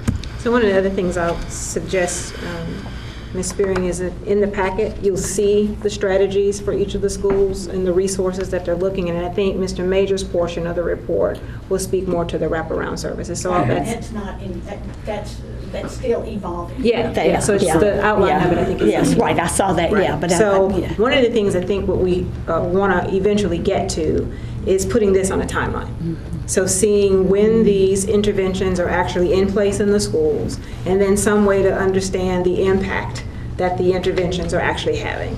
So if we can take this and turn it this way and put it in a timeline grid, then that helps to inform and drive the reporting. So we're actually reporting according to when these interventions are going into place in the schools. And eventually we'll add to this some other things, but that's what I would like to see, so that we can then drive the meeting updates to align with when the strategy, when we should actually see some. And a lot of the finalization of these has to wait until after we finish the community meetings. I think we finished those community and school meetings around November the 5th. We've still got a number of those to have. We want to receive that input before we make final decisions on everything that we do now. But we do have an urgency, and the plans from all the principals have already been received. That was the very first thing that we asked for. We asked all of the priority schools to meet with their faculties to talk about what else they needed. We did this back at the end of August, 1st of September, and we received that information. We've evaluated that. We had school principals make presentations to the executive staff on what they thought their needs were, and I'm pleased to say that we've already been able to be responsive to a number of those, as you can see in the handout. Thank you, Dr. Register. Yeah. Mr. Pinkston. All right, so I thought public participation tonight was interesting. We had blue shirts and we had orange shirts, but for the most part, with a couple of exceptions, everybody was pretty much saying the same thing, which is the district has failed East Nashville. The last young woman who spoke, I thought, made the best point. She said, let's stop talking about choice and talk about how to make schools worth choosing. So I think the folks who showed up tonight know the reality, which is what's been happening in these buildings is nothing new. The only thing that's really changed is they're now showing up on a list. So in an environment where public participation was really kind of an indictment tonight, I've got 3 hopefully quick questions and 1 comment. First question is, with this lack of public confidence, how are we going to pull off any kind of large-scale school transformation with fidelity? You know, what do we know that we didn't know before through tribal and common sense, and how are we going to develop the internal capacity to deliver in 8 months or less? Well, so the initial priority list came out 2 years ago. We implemented a series of improvements. We've just gotten 2-year data back. We still have plans in place that we think are showing benefit. We've seen improvements.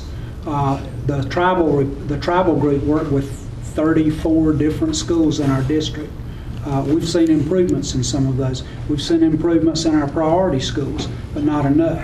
And so the issue now is not that we haven't been successful at all. We haven't been successful enough. So it's now time, after 2 years, to look at what else. And that's the question we're asking, and that's how we're trying to address that. What else? And what do we do now? And I think that the report that I just gave you shows some of the capacity of this district to adjust and to make change and to make improvement. Second question is, why do we assume that converting East Nashville to an all-choice zone leads to improvement? Of the 14 priority schools, at least 4 of them, and maybe as many as half, already provide choice at some level. So that's obviously not a silver bullet. Where is the evidence to suggest that all choice should be a centerpiece of the strategy? The centerpiece of all choice should be zone schools that are performing schools. Our goal is to turn around all priority schools so that they are performing schools. But it's not equitable to have a choice program where some parents who have the opportunity to take their children, to transport their children, have that opportunity, and other parents are left out. The choice program that we're talking about is simply giving all parents in East Nashville an opportunity to make choice. It's a pilot, it's a start. Choice is a big part of the overall pupil assignment plan and the strategy in the school system. We're getting ready to go to a program where we hope our high school students will be able to choose their high school based on the academy that they want to attend. It's a choice concept. We think that's a good concept. And we have about 25% of the total of all of our children attending a school other than a zone school. 75% attend. So you just said a little while ago that East Nashville already offers a much higher level of choice than the rest of the district. And I just wonder, is it possible that all that choice has had a destabilizing effect on East Nashville? Maybe that's what's caused some of the problems out there? I don't think that choice has had a destabilizing effect so much as we've had chronically low performing schools that people have chosen to leave, and what we need to do is fix those. All right, those are my 3 questions. One comment, leadership. Everybody, I think, agrees that leadership is fundamental, but we have not had a single conversation on this board floor about it in more than 2 years. Madam Chair, I'd like to ask the next time we talk about these priority schools, it would be good to know what's really been happening with the leadership inside those buildings to get a better understanding of where the problems really are. Thank you. Thank you, Mr. Pinkston. Anyone else? I just want to ask a question, if it's to Jay or Dr. Register, of who will be conducting the instructional rounds? It looked like I was reading that as far as the monitoring, the lead principals. Now, we have a team of instructional leaders in the district that have been trained, actually getting a little bit of a refresher now, but a whole team of people, instructional specialists who will conduct the instructional rounds. And that information is to give us an additional look at quality of instruction in the buildings. We want to know that as we start making decisions about what schools need. It's additional information to tell us what quality of instruction looks like. That's very important. When you have schools that are very heavily impacted with children who have many needs, oftentimes standards will be set lower. The expectations for children will be lowered. We want to make sure that that's not happening. We want to look at the quality of instruction from a different lens. Do we have a quality of instruction in all these schools? And instructional rounds is a proven way of really deciding that. And we're starting that now. That in all of our priority schools, and actually in all of the bottom 25% of our schools, that 34 schools. So will some of the leaders of schools that are doing well but also have the same type of demographics be involved in that? Yes. Okay. Jay, you want to speak? You want to speak? You don't have to keep going. Okay. You don't have to keep going. I just wanted to make sure we're going to use those best practices. Our network lead principals, the most successful school principals will be involved. Members of that school's leadership team, human capital, people who have an education background in human capital, and the leadership and learning team, and then some of our best instructional coaches. Okay. Madam Chair, that concludes my report. Thank you very, very much. So there was a method to my madness. That means that Lisa and Will are the ones that are keeping you here now since my report was done earlier. Ms. Kim, Director's Evaluation Report, and then Mr. Pinkston with Community Engagement. Sure. So we met as a committee earlier this afternoon to advance the work on the development of policy that governs how we think about the director's evaluation. we need to vote on that in committee so we can actually approve it on the board floor. And then it is October, and that is when we want to launch our summative evaluation of our director of schools. And so we are vetting right now the set of metrics, the process. We have a calendar in place, backwards mapping from when we want to sign off on it, which is early December, to make sure we have all the steps in place, committee meetings, et cetera, to complete the process successfully. That's it? Yep. Thank you. Mr. Pinkston. Thank you. I'll be brief. The board's new Community Engagement Committee met for the first time on October 6th to begin organizing our work for the next year. We identified as a starting point the need to, quote unquote, meaningfully engage the community in decision-making processes that are intentional and systematic and strengthen collaboration with school district stakeholders, end quote. To get to that, we laid out some preliminary objectives, identified potential resources, staffing support, areas of focus, such as developing new board-led routines when it comes to major issues, such as new school approvals, sidings, and construction, which I'll mention again in a minute. And we discussed some potential case studies out there, districts where we think board-led community engagement is worth looking at. Places like Boston, Broward County, Florida, Fairfax County, Virginia, Minneapolis. The vice chair of the committee, Ms. Pierce, is leading the due diligence part of that work. The next community engagement meeting will be Tuesday, November 3rd, here at Bransford Avenue in the board conference room. 2 items for discussion, among others, I'm sure, as we develop the agenda, will be the new Hillsborough High School and Hillwood High School master plans that recently made it into the press. So those are good opportunities to think about community engagement in a real-time way and think about what other issues are on the horizon. Thank you. Do you need to give notice of a committee name change? Bringing a motion to, because we approved it, and then you suggested a different name to the committee.